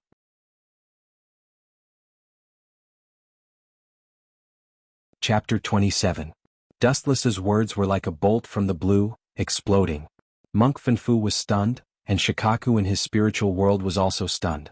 It wasn't until a long time later that Shikaku recovered and began to curse without hesitation. Fuck, don't use your Sharingan, I promise I won't kill you. In Fanfu's spiritual world, Shikaku flew into a rage, and his already ferocious and scary raccoon head became even scarier. Murderous intent broke out like a flood, attacking his reason. Don't get carried away. Lawless kid, do you think you are invincible after opening Manjikyu Sharingan? It's just a pair of eyes that can only play with Genjutsu. Fanfu was angry again and again, looking at Dustless with disdain. Manjikyu Sharingan is famous for its Genjutsu, this is well known, but it's just a higher form of the 3-Tomo Sharingan at most, it's more powerful than the 3-Tomo Sharingan. Dustless shook his head, seeing this he knew that Fanfu didn't understand the Manjikyu Sharingan, so he wasn't surprised at all. Since Uchiha Madara and Uchiha Izuna, almost no one has opened Manjikyu Sharingan for nearly 100 years, and most people's understanding of the Uchiha stopped at the 3 Tomo Sharingan. In that case, I will let you understand the power of the real Manjikyu Sharingan. The killing intent burst out. Suddenly, a ripple swept out of Wu Chen's pupils. His body also rose with an incomparably evil golden chakra. That terrible emotion of destruction chakra was no worse than the chakra of the tailed beast catastrophe incarnation. This is not genjutsu, and what's with that disturbing chakra? Funfu stared at the solid evil chakra on Dustless, and suddenly felt a throbbing in his soul. Looking at the terrifying scarlet eyes of Dustless, Funfu felt like he was being stared at by a tailed beast, and he lost the will to fight. Even if it's an ordinary skeleton, you are afraid to this extent? It's funny to see such a timid Jinchuriki like you. I'm afraid you're the first one. Looking at the Rakshasa who was drenched in sweat and fearful, Dustless could not help but sneer. His pupils suddenly dilated, and chakra erupted from all over his body. Kensusunu. The solid chakra quickly condensed and combined. Under Funfu's surprised gaze, a giant skeleton made of solid chakra was born. Bunpoku was so shocked that he was almost petrified. Wasn't it said that the Sharingan specialized in genjutsu? What did this mean? Things will move in the opposite direction when they reach an extreme. Don't look so surprised. This is just a newborn Kensusunu. It's still far from that. Kensusunu condense. As Dustless's voice fell behind the skeleton Kensusunu, thick chakra once again swept up, and countless meridians and blood vessels were slowly formed, holding a slender ancient sword, and wearing the Tengu armor. What the hell is this thing? Taking a deep breath, Funfu's pupils were gloomy, and he desperately looked at the giant chakra that covered the sky. The majestic and oppressive chakra almost made him delirious. This is the Kensusunu of the Uchiha clan. It's really amazing. That kid has opened the Manjikyu Sharingan, and he has mastered this technique that can be called the power of the gods. He really has the strength to fight me head-on. In Rakshasa's spiritual world, Ichibi Shikaku muttered to himself, and his tone was no longer as arrogant and unrestrained as before. Instead, it was replaced by an unprecedented seriousness, and at the same time, it was unusually heavy. And what made Shikaku most concerned was that Kensusunu was obviously not ordinary. This is obviously a mature Kensusunu, how can it be so big? Shikaku's face was black and he was very speechless. It was obviously a mature Kensusunu, and it wasn't the ultimate Kensusunu, but its body size was twice as big as other mature Kensusunu. Can it be called the power of the gods? Although Shikaku didn't understand it for a long time, but the power of the gods made him feel desperate, indicating that Kensusunu has surpassed the limit of ninjutsu. Kensusunu symbolizes destruction. As long as you see it once, you will inevitably die. One slash can cut off everything, and its power is comparable to that of a bijou, Dustless lightly explained. Although his Kensusunu was only a mature Kensusunu, its size was twice as big as Itachi, and its ability was naturally much stronger. At the same time, his body was extremely uncomfortable, and his bones were stinging as if they were being pricked by needles. His vision suddenly blurred, and his spirit was extremely tired. Damn, is this the side effect of Kensusunu? Before, when I used Amaterasu and Tsukuyami, I didn't feel too strong, but I didn't expect Kensusunu to be so exhausting. It seems that I have to end this quickly. Staring at Shikaku, Dustless controlled Kensusunu to move forward, and he felt tired all over his body, and his killing intent became stronger. The dark straight shadow covered the earth, and the sharp shadow refracted by the shadow made Shikaku's whole body extremely painful, and inevitably, he subconsciously looked at Dustless. Kensusunu's long katana was raised high, like a guillotine, and the person who was about to be beheaded wasn't Shikaku himself, but the whole earth. Boom! Like a god's attack, the earth suddenly burst open, and a dark crack suddenly appeared on the perfect earth, and the narrow crack extended infinitely more than 100 meters, and the bottom couldn't be seen. Even the flow of air was cut off by Dustless's Kensusunu. Under one slash, the sky was so small and the earth was so fragile.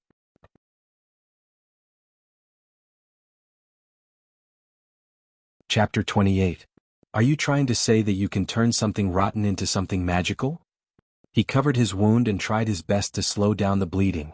Otherwise he would die from excessive blood loss. However, that did not change anything.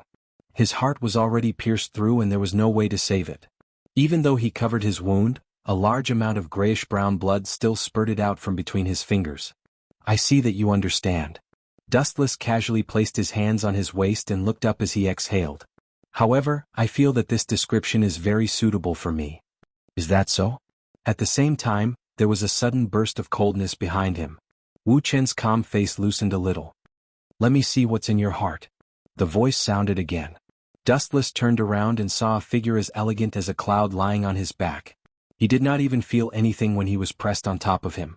It was as if this person did not have a physical body and was as strange as a ghost. You're out so soon? Dustless's voice was as indifferent as ever. He looked at the shattered void behind him and frowned but did not say much. The person in front of him was a young man with delicate features wearing a large coat. His pair of green eyes emitted a clear light, radiating light in all directions.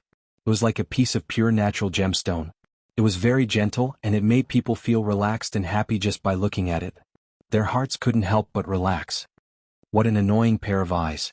However, Dustless did not have a good impression of this pair of eyes. He only felt disgusted. This was because the owner of this pair of eyes was sizing him up as if he was a prey. Who would like this kind of person? Let me see your void. Dath suddenly put one of his hands close to Dustless's chest and pulled hard. It was as if something was pulled out of thin air.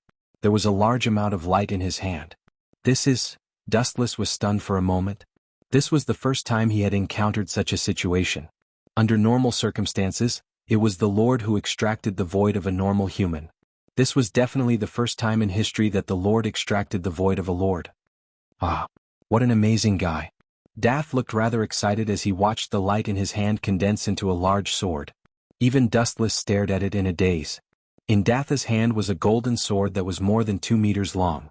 It was very dazzling, like a peerless divine sword that had a sharp edge that could cut through all obstacles.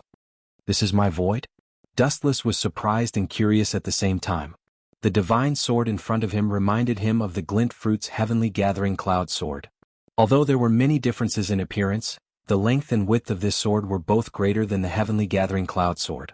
It was more than 2 meters long, but the destructive heat it emitted was almost the same. Looks like it's similar to the glint fruit's ability. So this is what my void is. Dustless sighed. He did not pay much attention to Dath, who was wielding a greatsword. How could he lose to a rat who only dared to hide in the dark? Unbelievable. Is this power really a human's void? Dath enchanted the gorgeous photon greatsword. His hands were trembling as he gently rubbed the blade of the sword. He felt the power contained in it and praised, perhaps the king's void is different from others. This idiot. Hearing this, Dustless sneered. He could tell at a glance that this was the power of his glint fruit. It was the power he first obtained. What did it have to do with void? If he had to force a connection, it was just the glint fruit being used by Dath in the form of a void. Before we fight, there's one thing I have to make clear. Dath's expression became incomparably stern. He said with the tone of a victor, if you're willing to create a new world with Ingman's real name, I'm willing to stand by your side. Suddenly, his eyes became as clear as pearls. His small hands continued to rub the blade of the lightsaber back and forth. I suddenly feel that you're more suitable than Yang Xinya to be the ancestor of the new humans. After all, your genes seem to be stronger than his. Perhaps after you combine with Ingman's real name, the new humans born will be stronger. Using a person to create a new race. Is that any different from breeding pigs? Dustless shook his head and refused. He did not have that kind of interest. A person living for the sake of reproduction was no different from a walking corpse. As long as one was alive, one should live freely and unfettered. That makes sense. Dath was not surprised. His expression was like a pool of stagnant water. It was as if he had expected Dustless to give such an answer. Everyone's worldview was different, and their pursuits were also very different. Some people loved money and some people viewed money as dirt. No matter the time, there would always be people who did not play by the rules. Although I can understand what you're thinking, I won't allow you to ruin my plan. Dath's eyes suddenly emitted a shocking chill. He was like a bloodthirsty beast. He held the golden greatsword with both hands and slashed it fiercely in front of him. Boom, boom, boom. A huge slash swarmed over. It was unstoppable, like a fierce dragon that had broken out of its cage. It gnawed on the ground and tore open a very conspicuous gully. It went straight for Dustless. Even after obtaining my power, it's only at this level? Looking at the vast scale of the slash, Dustless could not help being greatly disappointed. Better let me teach you how to use the power of light. As soon as he finished speaking, Countless rays of light burst out from Dustless's body like a small sun.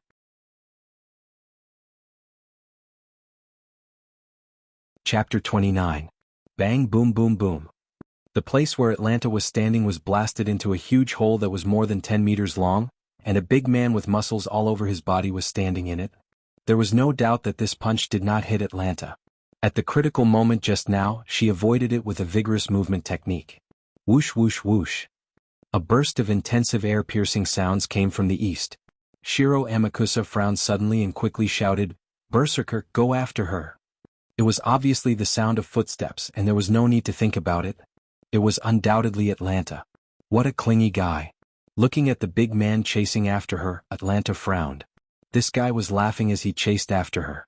He was so mad that he no longer had any sense of reason. Atlanta decisively avoided the fight. Her goal was assassin, so she could forget about this big man. The situation has completely collapsed. Are we going to lose just like that? In the dead silent broken room, Shiro Amakusa was left alone again. He clenched his fists with a twisted expression. There was nothing more devastating than having one's dream shattered. Although he still had several heroic spirits on his side, they were obviously at a disadvantage compared to the black side. In addition, there were two powerful enemies, Ruler and Dustless. Especially Dustless, this was a hero that Shiro Amakusa was most afraid of. Until now, he still hadn't figured out where he came from and what kind of invincible history he had. Dustless. Shiro Amakusa's usually elegant face was now suffused with a ferocious expression, and his handsome cheeks were as terrifying as an evil spirit. When a rabbit was forced into a corner, it would bite people, let alone a scheming man like Shiro Amakusa. "Oh, I'm very far away, but I can hear you calling my name." An unexpected voice suddenly rang out. Shiro Amakusa was startled at first, then he abruptly turned his head. What entered his eyes was Dustless, who was slowly walking over. Previously he had been searching for other targets, but who knew that he happened to hear Shiro Amakusa's venting roar, which attracted him here. "I'm going to grind your bones to dust." Shiro Amakusa gritted his teeth, and a few blades appeared in his hands. He looked at Dustless with an unfriendly gaze as if he wanted to swallow him alive. "If I remember correctly, this is the first time we've met. What's with your hateful expression?" Dustless was also puzzled. It was clearly the first time they had met. Was there something wrong with this? However, Shurjun looked at Shiro Amakusa with a vicious gaze, as if Dustless had done something to hurt him. "Could it be that I killed your parents?" Dustless rubbed his nose helplessly, because Shiro Amakusa's eyes were filled with hatred. It was as if he was looking at an enemy who had killed his parents. "You've ruined my dream and prevented me from saving the entire human race. This is countless times more serious than killing my parents." Shiro Amakusa roared, his voice hoarse. "In comparison, I'd rather have my parents dead." Dustless stared at Shiro Amakusa in silence. Dream? Was the so-called dream so important that he wouldn't hesitate to sacrifice his own parents? "You're too stupid." Dustless shook his head. No matter what dream it was, if he didn't hesitate to sacrifice his parents, this kind of person was hopelessly stupid. If your parents knew that they had a sad son like you, they would definitely be in despair. Dustless couldn't help but sympathize with Shiro Amakusa's parents. Wasn't it a tragedy to have a son like this? "What do you know?" Shiro Amakusa snorted angrily and reprimanded, "The world today is filthy, and the humans today are filthy and ugly. And Shiro Amakusa pointed at his own face and said emotionally, "I only wanted to use the power of the Holy Grail to change the world and purify the human race. I wanted to give the entire human race a qualitative upgrade and create a truly perfect world. But you, a demon, actually destroyed my dream. You are a sinner to the entire human race." "A sinner to the entire human race?" Dustless's eyes widened. This was the first time he experienced the feeling of a pot falling from the sky. He became a sinner to the entire human race just because he destroyed Shiro Amakusa's plan? "I don't have time to listen to your nonsense." Dustless couldn't be bothered with Shiro Amakusa and said bluntly, "Where did you hide that Leo jelly? Hand him over and I'll let you die a quick death." Mordred had once begged Dustless to help save Leo Jelly, and Dustless had readily agreed. After all, it was his daughter's request. Shiro Amakusa had a sinister smile on his face. What a pity. That guy might not even be in this world anymore. If that's the case, you'll die a horrible death. Dustless's eyes flashed with a cold light. For example, this is the outcome. Whoosh whoosh whoosh. Dustless flicked his finger, and a few rays of light shot straight at Shiro Amakusa. Whoosh whoosh whoosh. Shiro Amakusa was prepared for this as well. He dodged immediately. Assassin had strengthened his body, and his speed, strength, and reaction speed had all received a qualitative upgrade. Boom boom boom. A few black holes immediately appeared where Shiro Amakusa had been standing. It won't be that easy to kill me. After dodging the attack, Shiro Amakusa looked at Dustless with his head held high. If you want to kill me, you'll have to at least... Before he could finish his sentence, Shiro Amakusa screamed in pain. A few rays of light came from behind and easily pierced through his 4 limbs.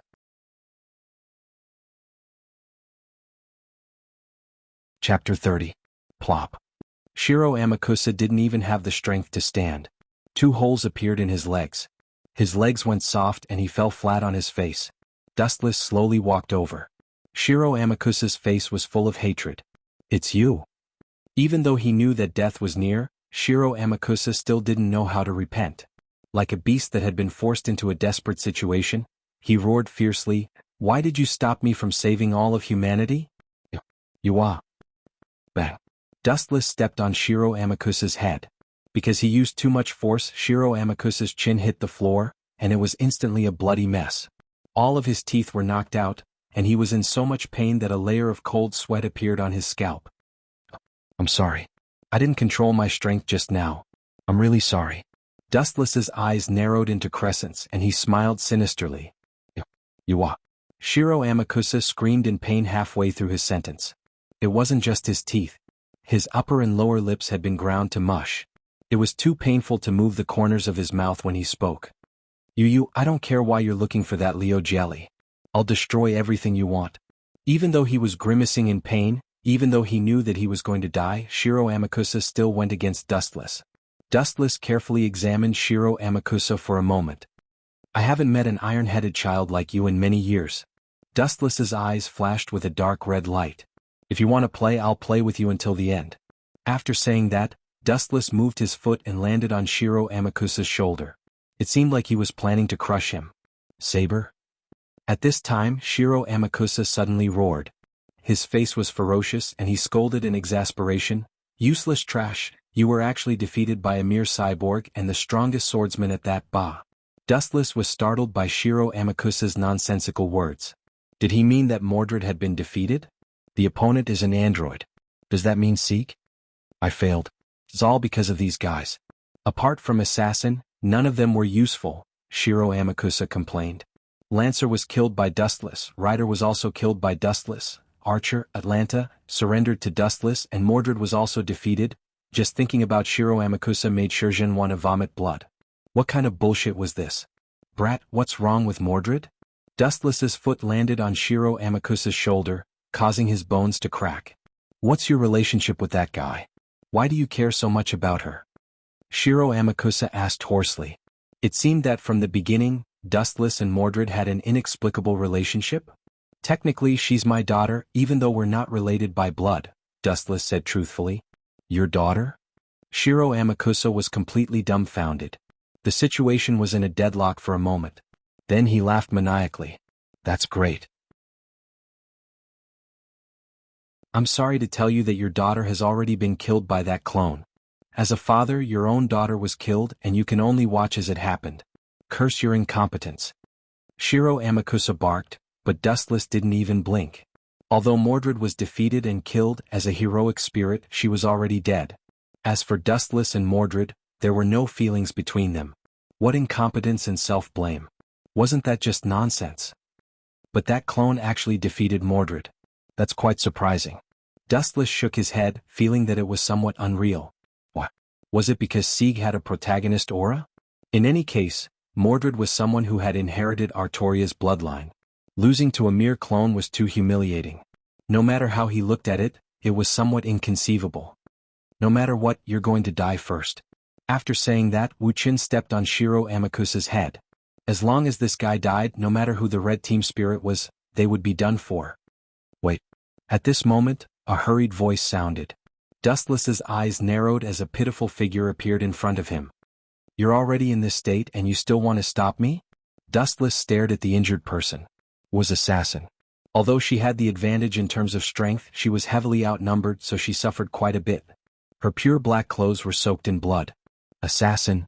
Shiro Amakusa's eyes trembled. He was also very surprised by Assassin's arrival. Let go of the master. He's just an ordinary person, Assassin said weakly. When she spoke, she pulled on her injuries, causing blood to flow out of the wounds all over her body. Say that again. I might have heard wrongly. Dustless dug his ears.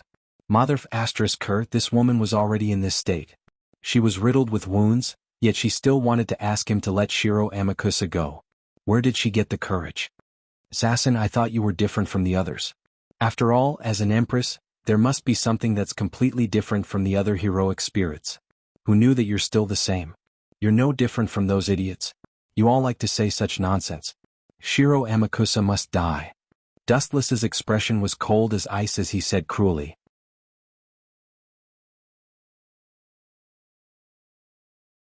Chapter 31. Ayaya. I say, is there no one else in the Hero Association? They actually sent an old man to deal with me. Dustless looked at Silver Fang seriously. You're already so old. Not to mention you're hunched back, even your hair is white. I can't bear to kill you. Really? I don't see any respect for old people in your eyes. Silver Fang looked at Dustless solemnly, not daring to be careless. The atomic warrior was a living example. Dustless said it nicely, but in fact, his eyes were as fierce and cruel as a beast's. There might be a little difference in strength between the 4th and 3rd ranked hero, but it was not much. Dustless could kill the atomic warrior with absolute power, which Silver Fang could not do. In other words, Silver Fang was probably not a match for him. Quick run? The atomic warrior opened his eyes and roared with all his strength. The power in this guy's body is not something a normal human can have. Puff puff puff. After saying that, the atomic warrior spat out a few mouthfuls of blood. What you're saying makes me sound like a monster. Don't accuse me, kid. Dustless reminded him, feeling wronged. I don't have any intention of defeating him. My only thought is... Silver Fang suddenly hugged the atomic warrior and left with a whoosh. His escape speed was so fast that he disappeared in the blink of an eye. However, it was not slower than the speed of light of the glint fruit. Really? You're already so old. Why are you still coming out to join in the fun? But his escape speed is too fast. It's obvious that he's an expert. Dustless's body emitted a bright light and he followed with a whoosh. Silver Fang ran for about a minute. When he noticed that Dustless did not follow behind him, he put down the atomic warrior and gasped for breath. He sat on the ground, sweating profusely, and said, he shouldn't have caught up, right? Usually when you say something like this, you usually fail. I'll just wait here for a while. Dustless's ghostly voice came from behind. Silver Fang raised his head abruptly and saw Dustless on the tall building, looking down at him and the atomic warrior. Dustless's playful eyes were full of playfulness, as if he was looking at two insects. Why are you chasing us? Your friend seems to have been taken away by a monster. There will be big problems if we leave him alone. Silver Fang deliberately used awkward words and said, dragon-level monsters have always been extremely brutal.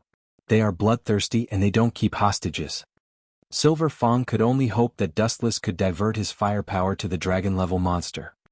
I naturally won't spare the heroes, but I can't spare your hero association either. Who told you to list me as an enemy? What a bunch of fools. Dustless was expressionless as he plummeted from the sky and approached Silver Fang step by step. Cough cough cough, the atomic warrior spat out a mouthful of blood. He stood up miraculously, looked at Silver Fang and said, you retreat first. I'll hold him back. How are you going to hold him back when you're already like this? By bragging. Dustless mocked. Damn it, you have to consider the environment before bragging. How can this be? Silver Fang frowned deeply and looked at the atomic warrior unhappily. Then he stared at Dustless and said, there doesn't seem to be any deep hatred between you and the Hero Association. I'm willing to help you smooth things over. No need. You all think I'm a dragon-level monster. Then let's fight. Dustless refused directly. Then 10 tails appeared on his back. The atomic warrior and Silver Fang were stunned and exclaimed, are you that 10 tails? Are you in your human form now? You can understand it that way. Dustless nodded. Now do you understand why I'm targeting you heroes? Dustless held his head lazily. The atomic warrior and Silver Fang were devastated. Whoosh, whoosh, whoosh. It was at this moment that a flash condensed on the left side of Silver Fang. A pure gold foot cast in gold fell directly. Light speed kick. This solid kick accurately landed on Silver Fang's body. Silver Fang groaned in pain and then his whole body disappeared. Boom. The apartment not far away was directly hit by Silver Fang. This old man's body is quite hard. That kick just now was like kicking a diamond. It seems that he has trained his body quite a bit. Dustless muttered, then stared at the atomic warrior with terrifying eyes. Let's start with you. Go to hell. Laser. A beam of light pounced on the atomic warrior. His memory had been extracted and this guy had no value. Dustless didn't need to show mercy. Poochie. The scorching beam penetrated the atomic warrior's head. His skull was directly penetrated. On the top of his head, a fist-sized hole was extremely conspicuous. Plop. The atomic warrior fell to the ground. At the moment of his death, his eyes were wide open. Ayaya. I say, is there no one else in the Hero Association? They actually sent an old man to deal with me. Dustless looked at Silver Fang seriously. He's old? Not to mention his hunched back, even his hair is white. I can't bear to do it. Really? I don't see any respect for the old man in your eyes. Silver Fang looked at Dustless solemnly. He didn't dare to be careless. The atomic warrior was a living example. There might be a little difference in strength between the 4th and 3rd ranked hero, but it wasn't much. Dustless could kill the atomic warrior with absolute power. This was something that Silver Fang couldn't do. In other words, quick run. The atomic warrior opened his eyes and roared with all his strength. The power in this guy's body isn't something a normal human can have. What you're saying makes me sound like a monster. Don't accuse me, kid. Dustless reminded him, feeling wronged. I don't have any intention of defeating him. My only thought is, Silver Fang suddenly hugged the atomic warrior and left with a whoosh. His escape speed was so fast that he disappeared in the blink of an eye. However, he wasn't slower than the speed of light of the glint fruit. Really? You're already so old. Why are you still coming out to join in the fun? But his escape speed is too fast. I can tell at a glance that he's an expert. Dustless's body emitted a bright light as he chased after Silver Fang. Silver Fang ran for about a minute. When he noticed that Dustless didn't follow behind him, he put down the atomic warrior and gasped for breath. He sat on the ground and said, sweating profusely, he shouldn't have caught up with us, right? Usually when you say something like this, you usually fail. I'll just wait here for a while. Dustless's ghostly voice came from behind. Silver Fang raised his head abruptly and saw Dustless on the tall building, looking down at him and the atomic warrior. Dustless's playful eyes were full of playfulness, as if he was looking at two insects. Why are you chasing us? Your friend seems to have been taken away by a monster. If we leave him alone, there will be big problems. Silver Fang said in a deep voice, deliberately using embarrassing words. Dragon-level monsters have always been extremely cruel. They are bloodthirsty. They don't keep hostages. Silver Fang only hoped that Dustless could divert his attention to the dragon-level monster. I naturally won't let go of Hero, but I can't let go of your Hero Association either. Who asked you to list me as an enemy? A bunch of idiots? Dustless was expressionless. His body fell from the sky and approached Silver Fang step by step. Cough, cough, cough. The atomic warrior spat out a mouthful of blood. His little universe exploded as he stood up miraculously. He looked at Silver Fang and said, you retreat first.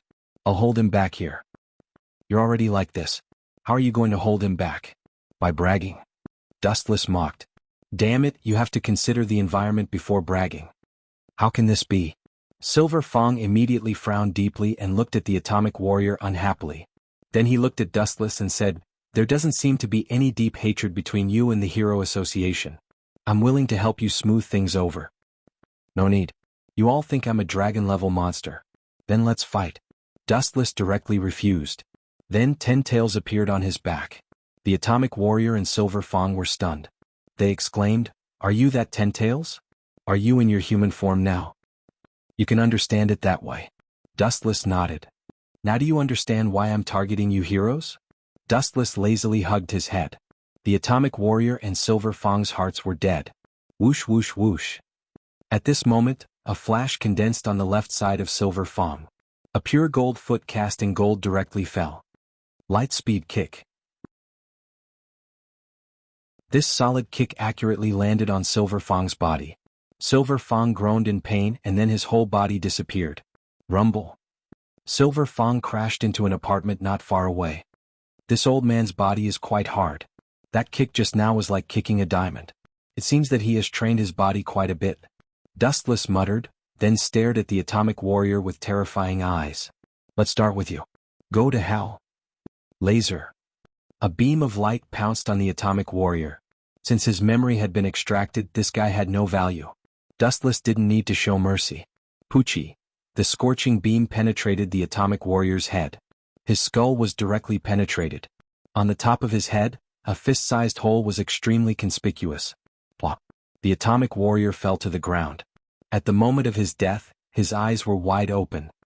Ayaya. I say, is there no one else in the Hero Association? They actually sent an old man to deal with me. Dustless looked at Silver Fang seriously. He's old. Not to mention his hunched back, even his hair is white. I can't bear to do it. Really? I don't see any respect for the elderly in your eyes. Silver Fang looked at Dustless solemnly. He didn't dare to be careless. The atomic warrior was a living example. There might be a little difference in strength between the 4th and 3rd ranked hero, but it wasn't much. Dustless could kill the atomic warrior with absolute power, which Silver Fang couldn't do. In other words, quick run. The atomic warrior opened his eyes and roared with all his strength. The power in this guy's body is not something a normal human can have. What you said makes me sound like a monster. Don't simply accuse people, kid. Dustless reminded him, feeling wronged. I don't have any intention of defeating him. My only thought is... Silver Fang suddenly hugged the atomic warrior and left with a whoosh. His escape speed was so fast that he disappeared in the blink of an eye. However, he wasn't any slower than the speed of light of the glint fruit. Really? You're already so old. Why are you still coming out to join in the fun? But his escape speed is too fast. I can tell at a glance that he's an expert. Dustless's body emitted a bright light, and he followed with a whoosh. Silver Fang ran for about a minute. When he noticed that Dustless didn't follow behind him, he put down the atomic warrior and gasped for breath. He sat on the ground, sweating profusely, and said, "He shouldn't have caught up, right? Usually when you say something like this, you usually fail. I'll actually wait here for a while." Dustless's ghostly voice came from behind. Silver Fang raised his head abruptly and saw Dustless on the tall building, looking down at him and the atomic warrior. Dustless's playful eyes were full of playfulness, as if he was looking at two insects. "Why are you chasing us? Your friend seems to have been taken away by a monster. If we leave him alone, there will be big problems." Silver Fang said in a deep voice, deliberately using embarrassing words. Dragon-level monsters have always been extremely cruel. They are bloodthirsty. They don't keep hostages.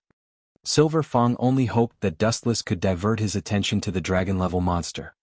"I won't let go of Hero, but I can't let go of your Hero Association either. Who asked you to list me as an enemy? A bunch of idiots." Dustless was expressionless. His body fell from the sky and approached Silver Fang step by step. Cough, cough, cough. The atomic warrior spat out a mouthful of blood. His little universe exploded. He stood up miraculously, looked at Silver Fang and said, "You retreat first. I'll hold him back here." "You're already like this. How can you hold him back?" "By bragging." Dustless mocked. "Damn it, you have to consider the environment before bragging." "How can this be?" Silver Fang immediately frowned deeply as he looked unhappily at the atomic warrior. Then he looked at Dustless and said, "There doesn't seem to be any deep grudges between you and the Hero Association. I'm willing to help you mediate the relationship." "No need. You all think I'm a dragon-level monster. Then let's fight." Dustless refused directly. Then 10 tails appeared on his back. The atomic warrior and Silver Fang were stunned. They exclaimed, "Are you that 10 tails? Are you in your human form now?" "You can understand it that way." Dustless nodded. "Now you understand why I'm targeting you heroes?" Dustless lazily hugged his head. The atomic warrior and Silver Fang's hearts were dead. Whoosh whoosh whoosh. At this moment, a flash condensed on the left side of Silver Fang. A pure gold foot made of gold fell directly. Light speed kick.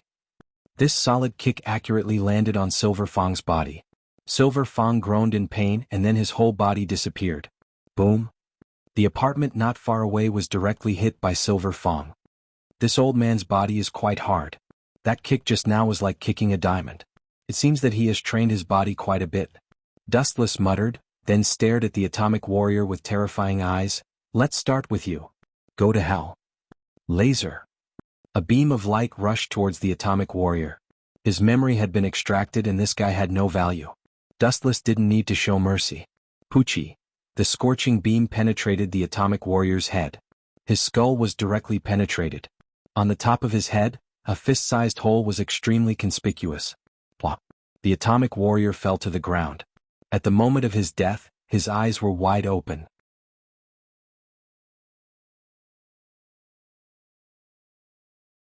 Chapter 32. This is an undeniable fact.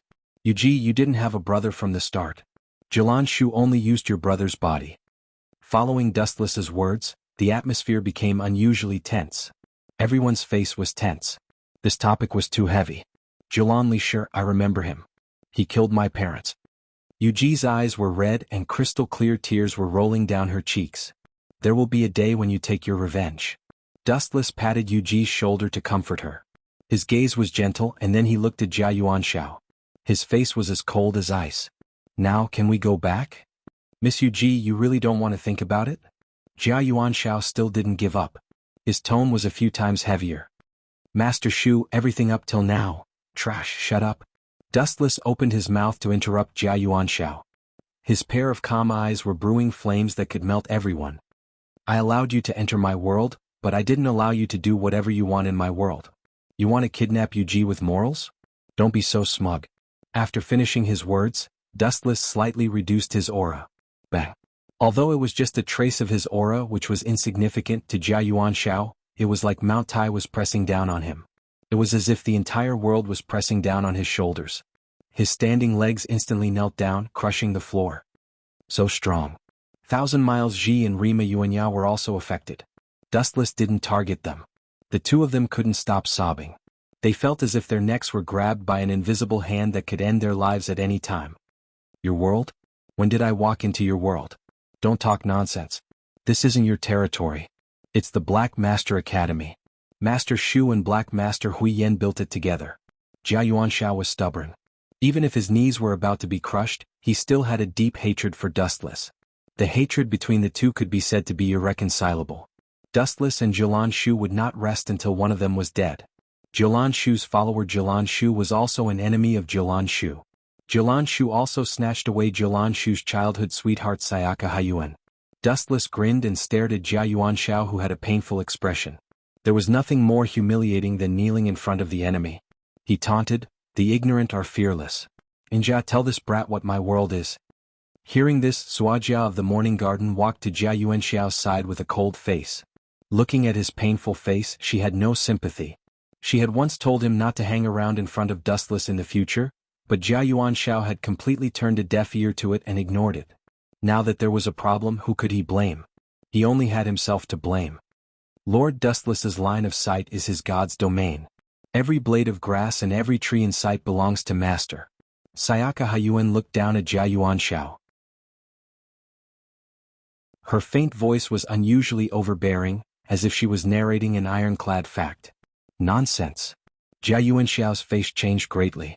This Sayaka Haiyuan was really led astray by Dustless. Her words were not normal. I've spared you once. Now please die.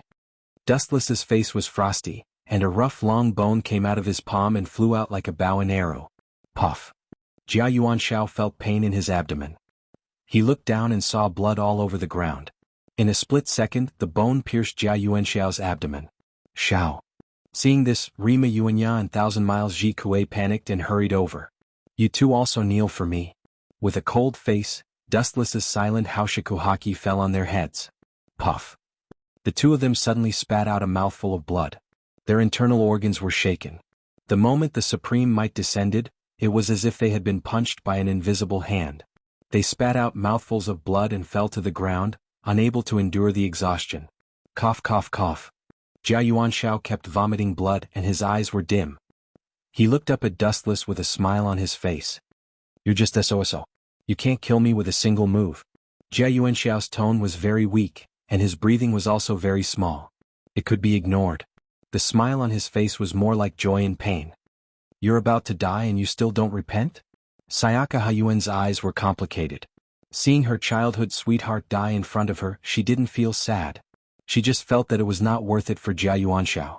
There was no doubt that Jia Yuanshao died for Yulan Shu, but would Yulan Shu be sad because of his death? The answer was absolutely no. I forgot to tell you that was killing gray bones. Dustless responded calmly and then closed his eyes. Ka. Jia Yuanshao's body inexplicably peeled off, dismembered piece by piece and disappeared without a trace. Not even a corpse was left. You bastard. Jia Yuanli was stunned for a while before he raged like a raging lion. Dustless in front of him was an intruder who invaded his territory, and he had to kill him. I'll keep you for now, but I have to restrict your freedom. Dustless stared at Jia Yuanli with a playful look. This guy was Yulan Shu's son, and he might be useful to him. Sayaka, take this guy away. Don't let him run away. Dustless ordered Sayaka Hayun. Find a place to imprison him. Just don't let him die. I won't wait for death. Just as Jia Yuanli was about to stand up, Sayaka Hayun quietly came behind him. With a karate chop, Jia Yuanli was knocked unconscious. Let go of Jia Yuanli. Rima Yuanli grabbed Jia Yuanli's arm tightly. Her strength was no match for Sayaka Hayun, who had drunk Dustless's blood. She quickly gave up and looked at Sayaka Hayun indifferently. The difference in strength was too great.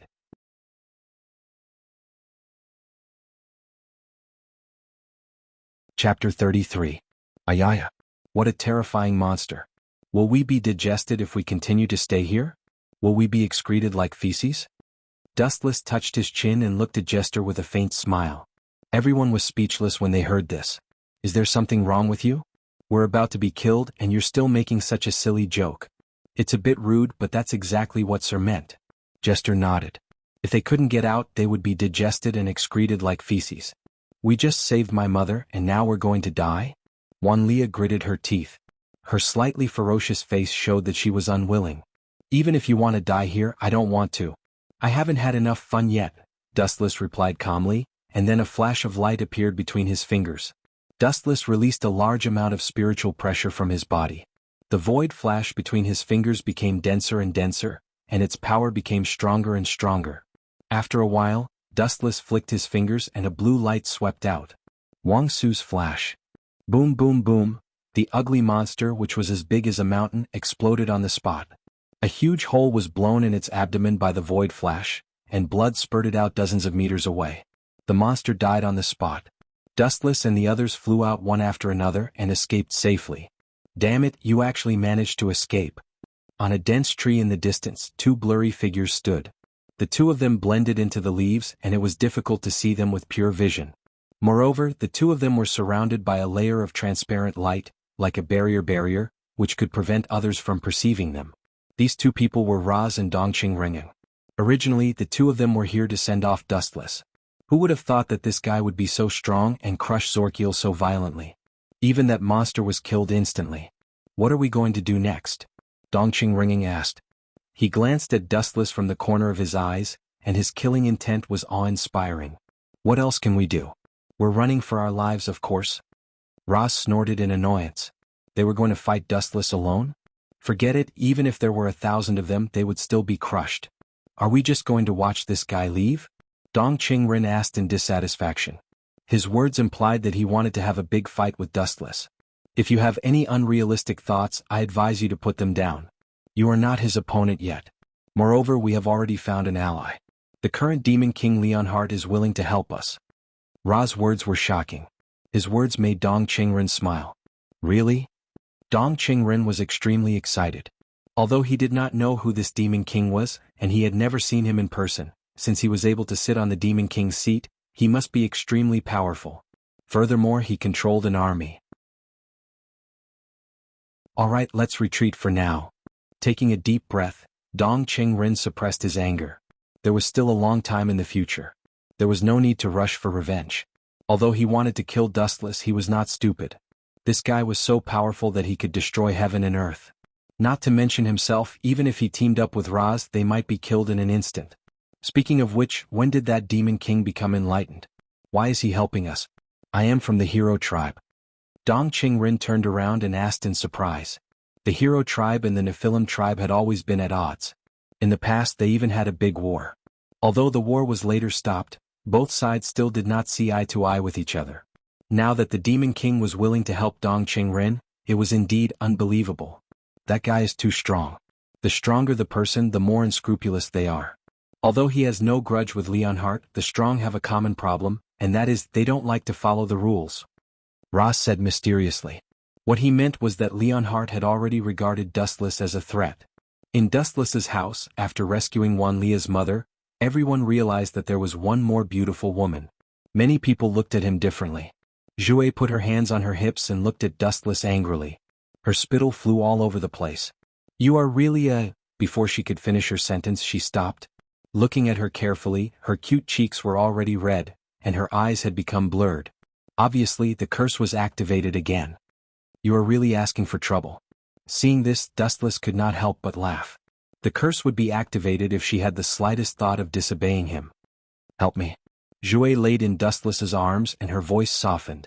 It sounded like she was asking for help, but her soft tone was more like a disguised request for one soul. Hearing this, the girls looked at Jue with pity. At the same time, everyone stared at Wan Lia with resentment.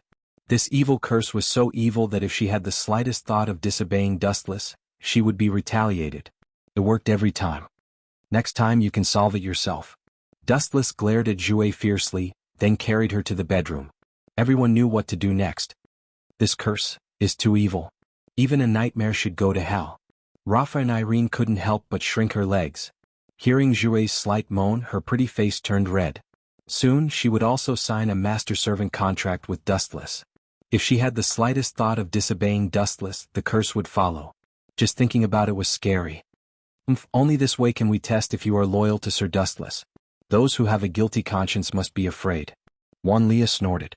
Everyone looked at each other, and they could see the helplessness in each other's eyes. Most of them were forced by Dustless using despicable means. Loyalty? Definitely not. It was good enough that they could resist killing him.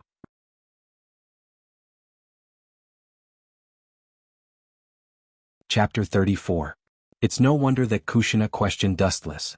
After all, it takes more than 4 days to travel from Konoha to the Sands base, which means that Dustless only took half a day to annihilate the supply force protected by the Ichibi. In fact, Jiraiya also had doubts about Dustless's answer, but since they are all teammates, it's hard to say. Although he has great confidence in Dustless and his Mangekyo, annihilating hundreds of elite ninjas and Jinchuriki in half a day is obviously not scientific. Uchiha Dustless, did you just say that you annihilated the supply force of the sand in half a day? Trying to suppress the anger in her heart, Kushina's beautiful eyes were filled with anger. Do you think you're a god? Even if the Hokage himself went out, it would be impossible to annihilate such a force in half a day. Maybe he would even get beaten up by the other side. Jinchuriki is a real Kage-tier ninja, and there are dozens of elite ninjas. You said that you annihilated them in half a day? Who would believe it? Indeed. Dustless looked at Kushina's eyes, and then directly ignored her, and said in an extremely indifferent tone. He didn't understand what was going on with this woman. Why was she deliberately targeting him? Is it because I stole Minato's script? Is that why she's targeting me? Noticing that Uzumaki Kushina was looking at him more and more unkindly, Dust secretly thought about it and immediately shook his head. Uzumaki Kushina's character was not that kind of narrow-minded person. He and Minato didn't have any competitive relationship. The two of them were completely different existences. Kakaka. Seeing that Dustless still admitted that he annihilated the supply force of the sand, Kushina suddenly became furious, and her seemingly soft little hand directly smashed the table into pieces and asked coldly, Dustless Uchiha, I admit that you are very strong, but the people here are not 3-year-old children, don't you think that lies are ridiculous? Kushina sneered at Dustless's expressionless face. The only ones who can defeat the supply force of the sand in half a day are Hashirama and Madara. There is no Uchiha Dustless. So that's how it is. Dust looked at Uzumaki Kushina with a strange expression. He finally understood what she meant and said lightly, You mean to say that the annihilation of the sand supply army was a scam, and it was actually for my own merits? Hearing this, Kushina just snorted. Although she didn't say anything, there was no doubt that this was what she meant. The Manjikyu Sharingan is terrifying, but to defeat a Jinchuriki using Genjutsu is useless because the Bijou inside the Jinchuriki can interfere with his chakra, and Genjutsu is useless. Kushina coldly looked at Dustless. Why does she know that Genjutsu is useless against the Jinchuriki? Because she is the Kyuubi's Jinchuriki. Although she hasn't seen the power of the Manjikyu Sharingan with her own eyes, she is still an Uzumaki. Even if the Uzumaki clan has completely declined, she is still a descendant of the Six Paths, and even if she doesn't know everything about this distant relative, she still has a basic understanding of him. At least in Kushina's eyes, Dustless shouldn't be so strong. Unless you prove your strength.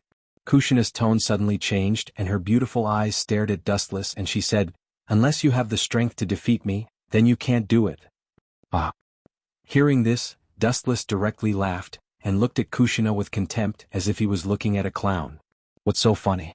Seeing this, Kushina was instantly angry, and her eyes were burning with anger. She originally wanted to give Dustless a way out, but she didn't expect the latter to be so insensible and make fun of her. Defeating you doesn't mean anything.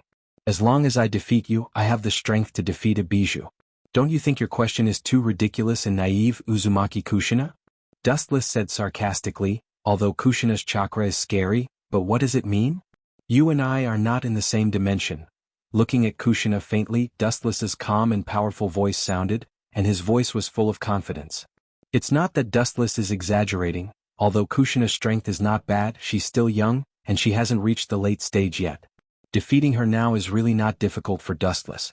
Of course, the premise is that she doesn't use the power of the Kyuubi. Although using the power of the Kyuubi is a bit difficult for Dustless, it's really not difficult to defeat her. Are you kidding me? Hearing this, Uzumaki Kushina was furious. She was mocked by Wuchin for not being in the same dimension as her, which was tantamount to a direct slap in her face. She didn't know when, but all kinds of sharp ninja weapons appeared in her hands, and she immediately flashed behind Dustless and tightly choked his neck, and in the blink of an eye she subdued Dustless. You're just SOSO. Kushina was proud, and when she was about to despise Dustless for overestimating himself, she suddenly felt a burning sensation on her hand, and she subconsciously retracted her hand. Dustless's body was covered with a golden luster, and after a while, his whole figure disappeared. When he reappeared, he was holding the Kushina sword, and the sharp blade was pointed at Kushina's throat, and his indifferent little face was full of indifference, and his eyes were emotionless. I'm right, you and I are not in the same dimension, and I don't like to joke.